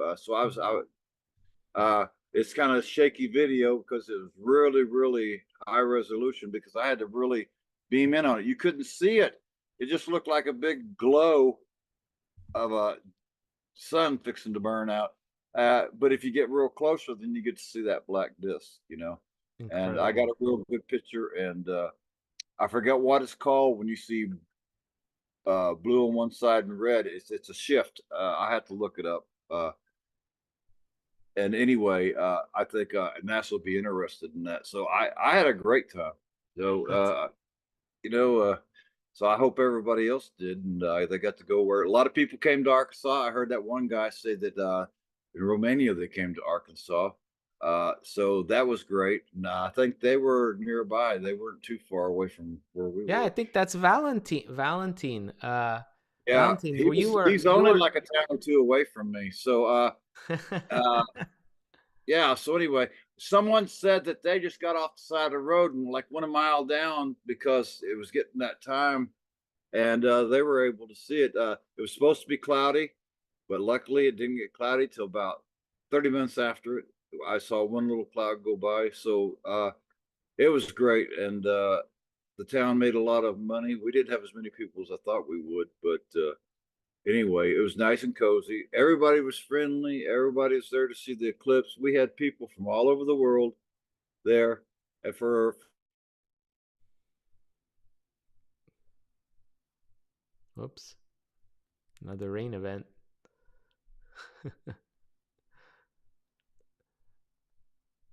Oh, he's cut off. they wanted to talk about is astronomy and science, and it was great because I'm in my element then, because I don't usually get to talk about stuff like that because you go to a place and meet somebody and then you start talking about what you do and it's just way over their head. They just but anyway, but it gave me a chance to get that out of my system, and I got to talk to a lot of people. That's So I guess that's fantastic. about all. I guess unless you want anything else, I guess I'll shut up and listen to somebody else. No, that's fantastic, Keith. Yeah, thank you for sharing your experience. Exactly. And I know someone else who's traveled a great distance as well was Neil. Neil, your adventure, what was that like? And I know you were like worried about clouds and everything. How did that all work out for you? It was the 8th of April, just under 3 weeks ago, and I am still buzzing from the whole event. It was such an incredible adventure. I've got can share a couple of pictures with you. Can I go through a couple of pictures definitely. that I've put together just to, let me just share my screen. So I obviously took lots of pictures whilst I was out there. So basically we traveled from the northeast of England all the way to we chose to go to Burnett in Texas, which is so we flew into Austin. And this was like something like 3 years in the planning. Okay, I'd been looking forward to this for like 3 years. And as you just mentioned there, on the run up to the eclipse, Texas was pretty much clouded out. The forecast was for actually most of the path of totality was forecast to be cloudy. It was that's it was crazy. And that's totally against like all the forecasts, right? The historical forecasts. I mean, this is why I picked Austin, probably predominantly because it's quite easy to get to from the UK. It was a flight from Heathrow to Austin. It's actually reasonably priced as well. But I must admit, on the run up to it, I was looking at the forecasts, thinking, I wish I was going somewhere else. So I'll show you where we went, and to do that, I'll use a map. So you'll recognise this map because I think you shared this. This, you can see the path of totality there. The blue is where the clouds were, and this is where we were, slap bang in the middle of the clouds. So we were really quite worried about this over we flew in on the Friday and the eclipse was on the Monday. So and it was just not getting better, the forecast. One of my friends who had booked flights to Dallas actually changed his plans and booked more flights to Montreal. I even know some people who drove out from Texas all the way up to Indiana to try and get the clear skies. But we decided to stay at Burnett in Texas. And here's a picture of the night before. So this is the evening before the eclipse. And we were very fortunate. We stayed in a ranch with a Texan family who were invited us into their home, and it had this most wonderful veranda overlooking Lake Buchanan. So this is a picture of my solar telescope, which I took along of the sunset over Lake Buchanan on the evening before. And this is just the sun just about setting above the horizon. So it was quite spectacular. We were all getting very excited about the whole thing, of course. This was my first eclipse as well, or total solar eclipse. Of course, the following morning, what do? Well, you have to have an eclipse-themed breakfast. So we had total eclipse pancakes. There you can see at the very top my attempt at an annular eclipse. An annular eclipse being where the moon is a little bit further distant from the Earth, and therefore it's slightly smaller in the sky. And rather than covering the sun completely, it leaves this ring around the sun. So there's my total, my annular eclipse at the top there. And, it got a little bit fun. We were all sorts of trying all sorts of different pancake shapes out. So that was for breakfast on the morning of the eclipse. And then a little bit just before the eclipse, I was invited on the timeanddate.com stream. So Time and Date always live stream these events. The day before this, I actually met up with Graham and Anne from and the team from Time and Date in Lano. So it was kind of surreal to travel all of this way to see them and then meet up for lunch with them. But it was really good to catch up with them. They're quite a pair. Always laughing and smiling and so bubbly, and they were very optimistic about the weather. So so on the morning of the eclipse, it was pretty much clouded over. As partial eclipse started, we got the sunglasses out, thankfully, provided by timeanddate.com. And we managed between the clouds to see some of partial eclipse. I did my little thing with the shadows. That was pretty cool. So this is just me holding a colander up to the sun, and then all of the shadows that were cast were all these like mini eclipses as the moon started to pass in front of the sun. And then this was a view through my telescope of pretty much of the half phase. But we were still really nervous about these clouds. I mean, if you were in Texas, you would have been worried about the clouds. This is a picture that I took a little bit further on from totality, just showing just how much cloud there was. We were very lucky though, because literally maybe 5 minutes before totality, as the skies started to darken, the clouds cleared and we got to see the ring.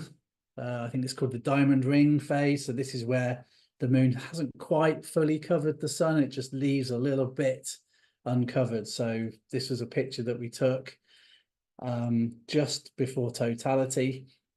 I was there. I mean, it was a fantastic experience. I was there with my friend Luke. He took his telescope along with his DSLR and he was taking pictures through his telescope. So there's Luke kitted out, in true Texas dress, wearing all of the attire suitable for an eclipse in Texas. And this was the image that he captured through his telescope of totality. So this was, wow. I was putting these slides together earlier and I kind of got the shivers because it really did look this phenomenal, even just to the eye. That huge solar prominence or the flare sticking out of the sun's limb at about the 5 o'clock position, that was easily visible to the naked eye. And it was really quite an experience. Obviously everything going dark, all of the rural location that we were at, all of the animals started, going a little bit nuts, and we could hear the birds singing, and yeah, it was cool. And then literally 5 minutes after totality, I was still shaking. I did a live interview with Sky News. They'd arranged to speak to me after totality. So as part of their live coverage, I did a little couple of minutes, and honestly, I mean, you can watch this back, but I was literally shaking as I was doing this interview. I was just so overwhelmed.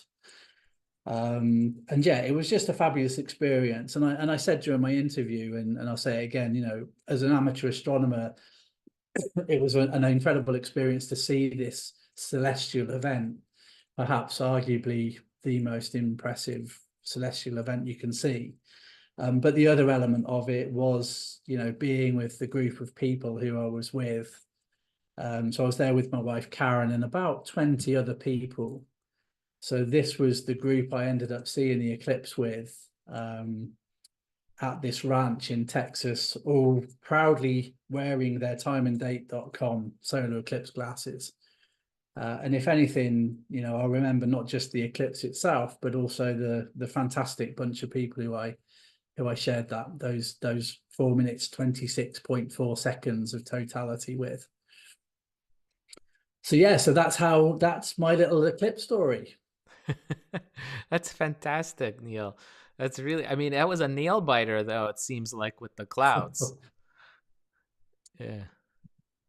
It was a nail biter probably for 3 or 4 days, Andrew. I think even you guys in Montreal were getting a little bit nervous, weren't you, at one point? Yes, it was, a week out before the eclipse, it was still pretty good. The forecast was pretty consistent that we had a high pressure that's going to sit right over this region, the northeastern part of North America, or Montreal area, down through Vermont, upper New York state.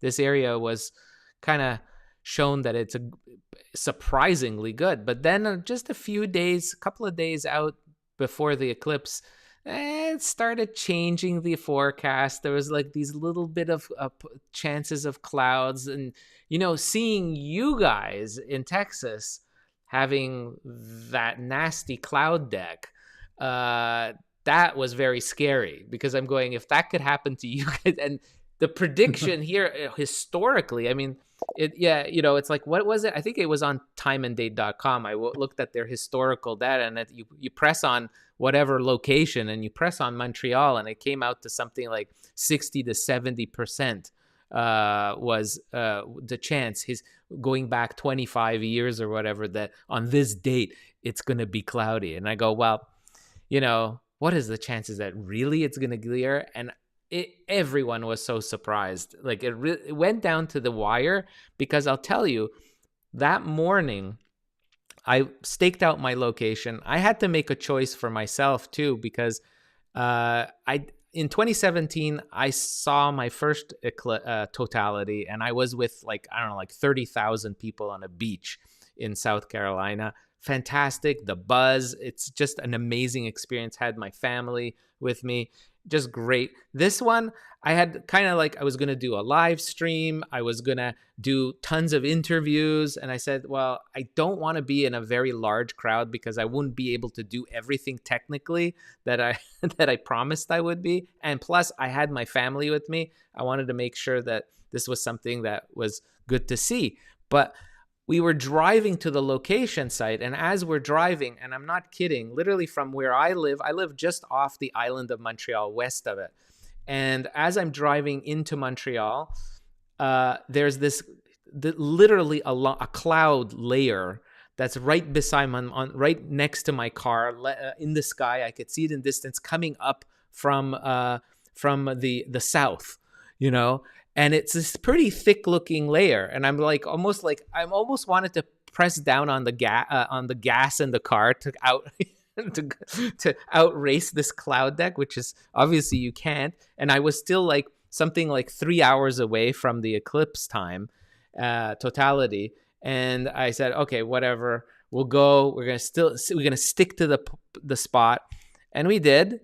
And there was this thin layer that started coming into Montreal, this very thin, wispy layer of clouds, but you could still see the sun and everything, but it kept getting a little bit thicker as the minutes passed.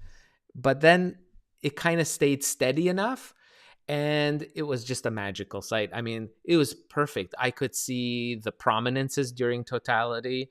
Despite having that thin little cloud, that everything was visible as it should be, as it was in textbooks, and and what people were expecting. And I was very fortunate, because I was with my father-in-law, who's 95 years old, and he had never seen a totality. I talked with him for many years about this, actually, over many dinners, explaining to him that it's worth going to see this. And he kind of said, well, I've seen one. And I've seen one. He grew up in South America, and he says, I remember. Yeah, I saw it. It was okay. And I knew right away from his reaction, he had never seen totality before, because I could see that he wasn't, the excitement level just wasn't there.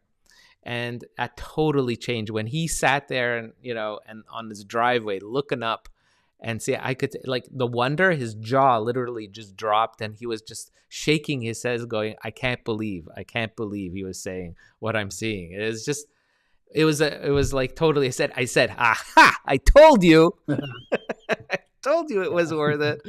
So it was just a great experience, though. It was just fantastic. Very different from my last one, but we really got lucky. Yeah, we got incredibly lucky as well. And it was interesting, that group that we were with, I think most of them were aware that there was an eclipse on, but they weren't really sure what it meant or what it was all about. So I was kind of it was kind of had half a group of people who were really into it and the other group which were not really sure what to expect. And that was like a really nice, good mix, because then when, totality did occur, everyone had that sort of moment together. And interestingly, on the ranch just next door to ours, and obviously ranches in Texas are quite big, but there was this total solar eclipse festival. So there was like 70,000 people on the ranch next door. And then when totality occurred, we could hear everybody cheering off in the distance as well. So that was pretty cool as well. Yeah, it's amazing when you are in a large crowd. I do remember this is 2017. It's like a rock concert, eh? People are whistling and yelling. Some are crying. It's incredible. Yeah. Yeah, it was really cool. Oh, I wanted to see, is Valentine, are you still there with us? Because I know Valentine also traveled far and wide, and he had to change plans too. Valentine, there you are. Interesting. Yeah. The last time I spoke to Valentine, he called me and asked me where I was because he was making his plan Bs. Hey, Valentine, what was your eclipse experience? Yes, as usual, it was a very, very, very great experience. Because this was my 5 total solar eclipse. Wow. Yes, the first was in 1999 in... Oh no. 1999 was his first one. It's the biggest project in the world to see the sun. The second was in 2006 in Turkey.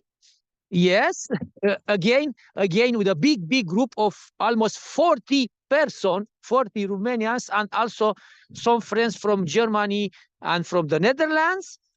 And the third was in 2017 in USA, a great experience. And the fourth was in Chile, in South America, with the 32 people. And now was here in USA with 30 people were attending this experience, because it was an adventure. Because as Neil said and others, Texas was the best place to see the total solar eclipse for the prediction, but reality was not so. And we have with us our Romanian big specialist in total solar eclipse, Cătălin Beldea, our hunter of eclipses, and we were all the time with plan, because we have 3 plans: plan A, plan B, plan C. So and when a day before, when we saw that Texas is cloudy and Dallas is almost cloudy, we decided to ask the people to ask, what do you want to do? And some of people say, we are prepared to travel long time. The second team say, we prepare to stay around Dallas. And finally, we divided in 3 teams. One adventure teams, who travel over 500 kilometers in Arkansas. Another team was approximately 200 kilometers from Dallas, and another team was 100 kilometers from Dallas. In Arkansas, we travel and we don't know in advance where will we stay to see the eclipse. We travel till the sky became perfect clear. And we find a very nice place, a public place. And in Arkansas, the sky was completely clear. All the eclipse, completely clear.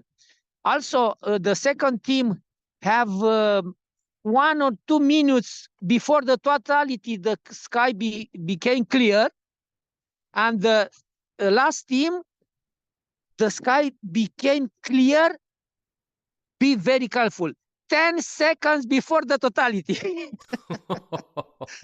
That is Only lucky. 10 seconds before the totality, the sky became clear. Yes. Yes. And all Crazy the lucky. people saw the totality. This was, yes, all the people saw the totality. So for us, we travel in Arkansas.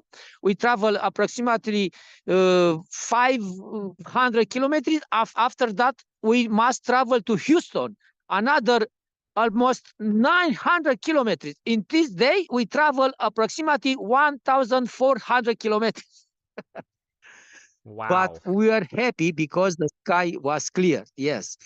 I can see I can see that this eclipse was a special one because the solar activity was big, and you who saw this eclipse, you saw it was for the first time when I saw the prominence with naked eye, the solar explosion.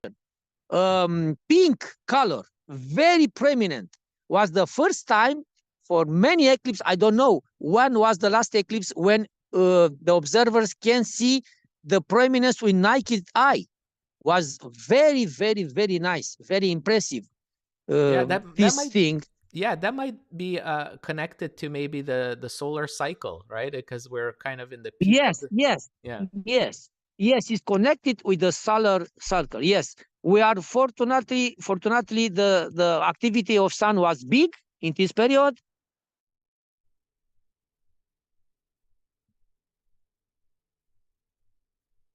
Oh, he's frozen. See this prominence, very, very nice that we can see with naked eye. This prominence so color was for the first time, and I was very impressed by this this possibility. And sure, we have many, many good pictures.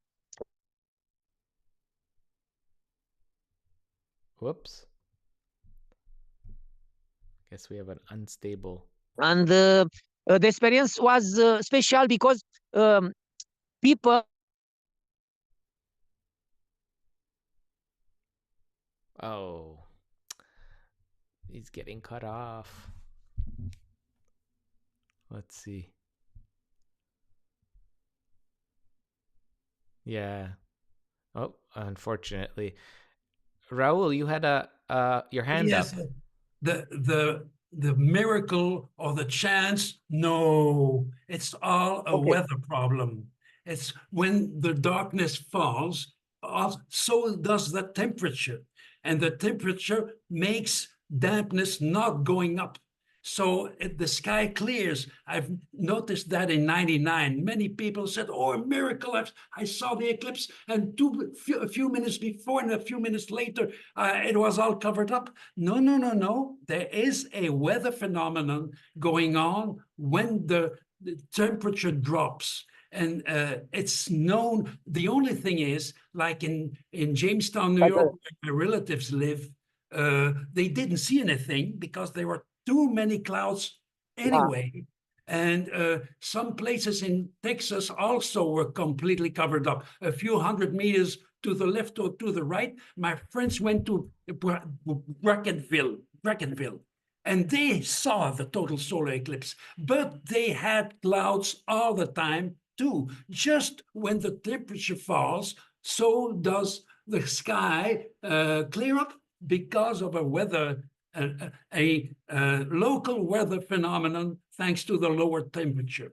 And that's yeah, very interesting. I've already seen 4 different eclipses, 3 successful. The one failure was in '99 because of the weather, and the other ones were in Guadeloupe in '98. Fantastic. We didn't have normal cameras as today, so I had to have a throwable camera, return it back, and they gave me the negative, whether they didn't develop the total solar eclipse picture because they thought it was a failed picture. And I said, but there's there in the little dot, there is the total solar eclipse. Oh, yes. So it's a huge blue frame with a little dot in the sky, but that's because there's no zoom in that camera. But that's the technology back of 98. And Yeah. since it has developed, since especially the solar eclipse in 2006 in Turkey, things have improved a lot and technology-wise for taking pictures. Some of the friends who went to Texas, none of them had been before 99 seeing pictures. Total solar eclipses. It's all later on. And the best one for me was 2017. And because you also stand on a hill, and if that hill faces the incoming shadow, that's even more spectacular. So you have an eclipse very high in the sky. This means that you really feel the temperature dropping, because earlier during the morning, the temperature went up and up and up, and then all of a sudden it goes down.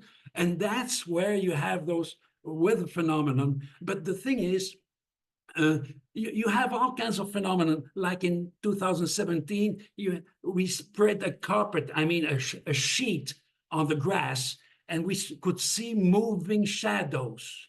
That's one of the phenomena just before the eclipse. So you see the incoming shadow in the sky, but you have smaller shadows on the sheet on the ground if you don't have wind. But if you have wind, well, the sheet goes out and you can't see anything. But you have all those different aspects, and that's what's fascinating. A total solar eclipse is the most spectacular natural phenomenon that we can live. And I remember hearing somebody on CNN. Everybody should at least once in his lifetime see a total eclipse. I tell you, in 2026, 27, and 28, you better be a Spaniard living in Spain, because they have 3 eclipses in a row in 26, 27, and 28. One is a annular one. I don't think it's certainly not as interesting as a total solar eclipse, but the one in 27 will also go to Egypt on top of the pyramids. So that will be something. But the Spaniards have 3 eclipses in a row, and we have only one every 150 years. So you have to travel to see a total eclipse. Well, that's just it. Traveling is the key.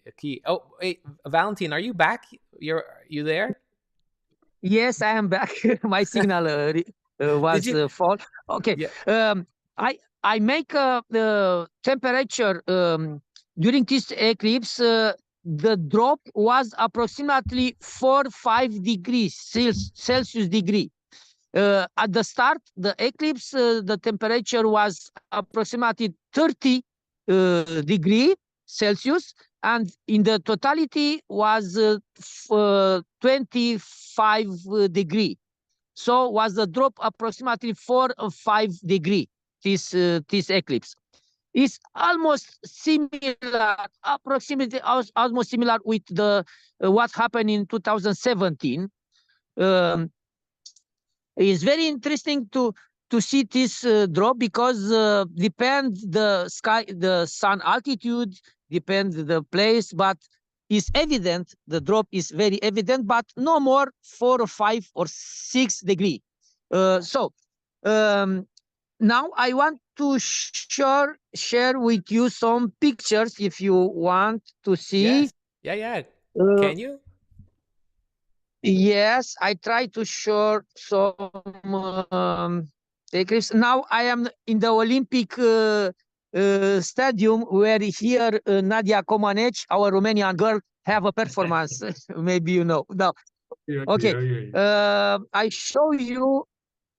I try to show you some pictures. Oh, let's see. Yes, this is the first diamond ring.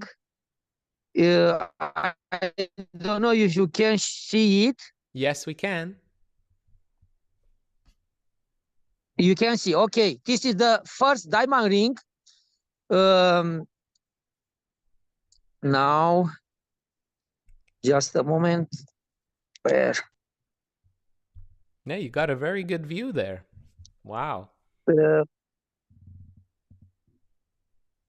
Yes, and now um,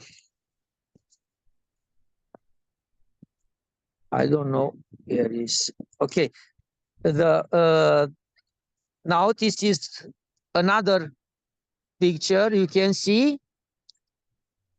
Yes, we can see it. Okay, this was the first diamond ring, just 1 second before the totality. You can see the Bailey here and the prominence pin, red pin color. Another one. It's a beautiful picture. Wow. Yes, another one. Okay. Sorry.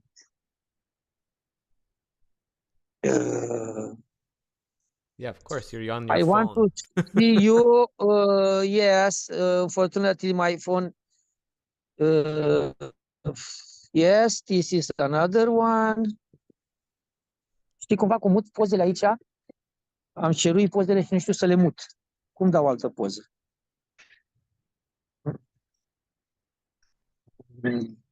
I don't know where, like.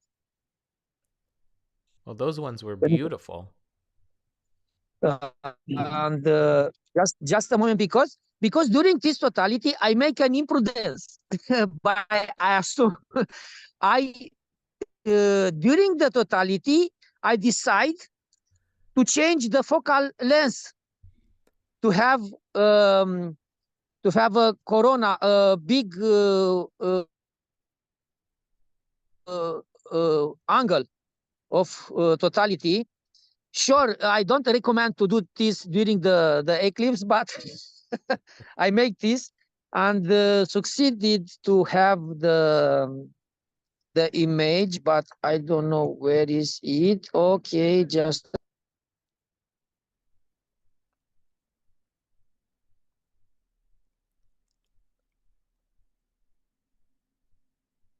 Whoops. Looks like he cut out there. Oh boy. It might come back. Wow. Those were some really nice images he got, though. I was impressed with that. Keith, your shot too. What equipment did you use for the one that's in back of you?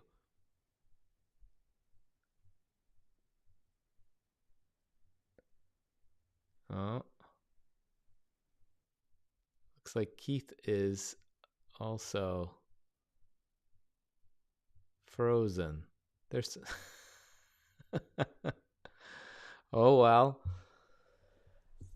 Yeah, I don't know if he'll be able to log back in, but we'll see. So, Keith, are you there? Yeah, I'm here. Oh, I was just asking what was the equipment you used to capture the image you have in back of you? Samsung S23 Ultra. Oh, And so it was a I had it on smartphone. regular photo and regular video. I didn't do anything special.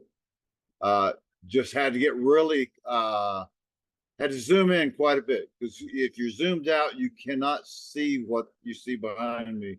It turns out like just a little black dot in the middle. But if you zoom further in, only problem is the camera gets unstable because you're zoomed in so far that it's hard for me, at my age, to hold still long enough to get it. But anyway, I got a couple of good ones, and the other one's similar to it. And those are only two I got out of all of the others that I shot, because they didn't come out right. So I got a lot of videos. I got a video of this, and of course you hear me mad about my camera in there talking about it. I got some videos. I got some videos of the people who were there and stuff like that. I'm just not good at sharing it on this format, and I don't know how to. No, but that one in back of you is just gorgeous. That's a really nice. Yeah, it is. And like you say, there at the bottom, you can see the diamond ring coming out. And And if you look on one side, it's infrared, and on the other side, it's ultraviolet. It's got a purplish blue, and that where it's red is where the sun's coming out, and the blue part is where it's waning now. So I call it the red is the waxing, and the blue is the waning part of the sun there. So they call it something. They were looking for gravitational waves and stuff. And if I remember right, that's how you tell a gravitational wave. So that's why I want to send it off, because that's what my dissertation was, in gravity. And so I'm interested in it, and I heard there's going to catch something like that. And so luckily I caught the colors. Now, I didn't. It's a lot shinier on the outside than a lot of people's. Theirs was closer in, but you can really see how far the sun's rays actually go out. My camera caught, the more invisible to some of the camera's rays. And that's what I like about it. Then it caught the ultraviolet and the infrared. And so anyway, I'm gonna, let's see,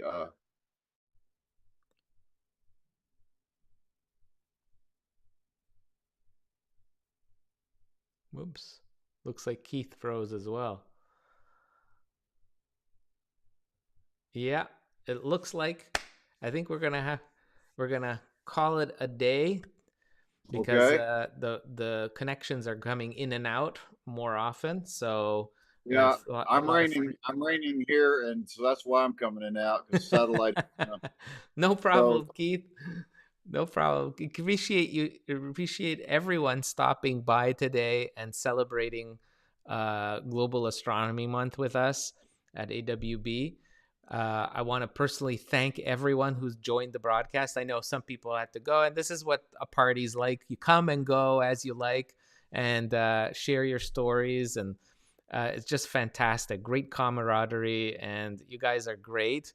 And for everyone who's watching this either live or recorded, if you are interested in Astronomers Without Borders, please do visit our website, astronomerswithoutborders.org. Consider joining, becoming a member. Perhaps you do outreach in your region, wherever you are around the world. Consider maybe becoming a national coordinator. We have all the required information there that you can check out for yourself. And if you have any questions, do give us a shout out as well. So thanks, guys. I want to thank everyone again for coming and stopping by at our Global Star Party. It was great having you guys. And I wish everyone out there clear skies. Bye, everyone.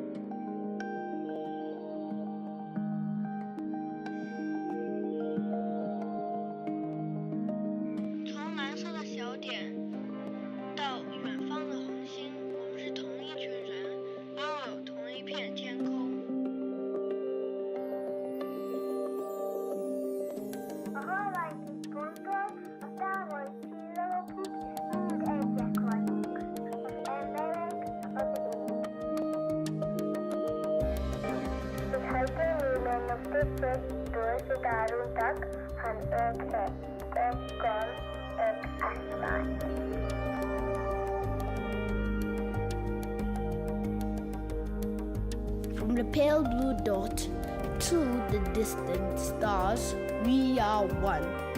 One people, one sky.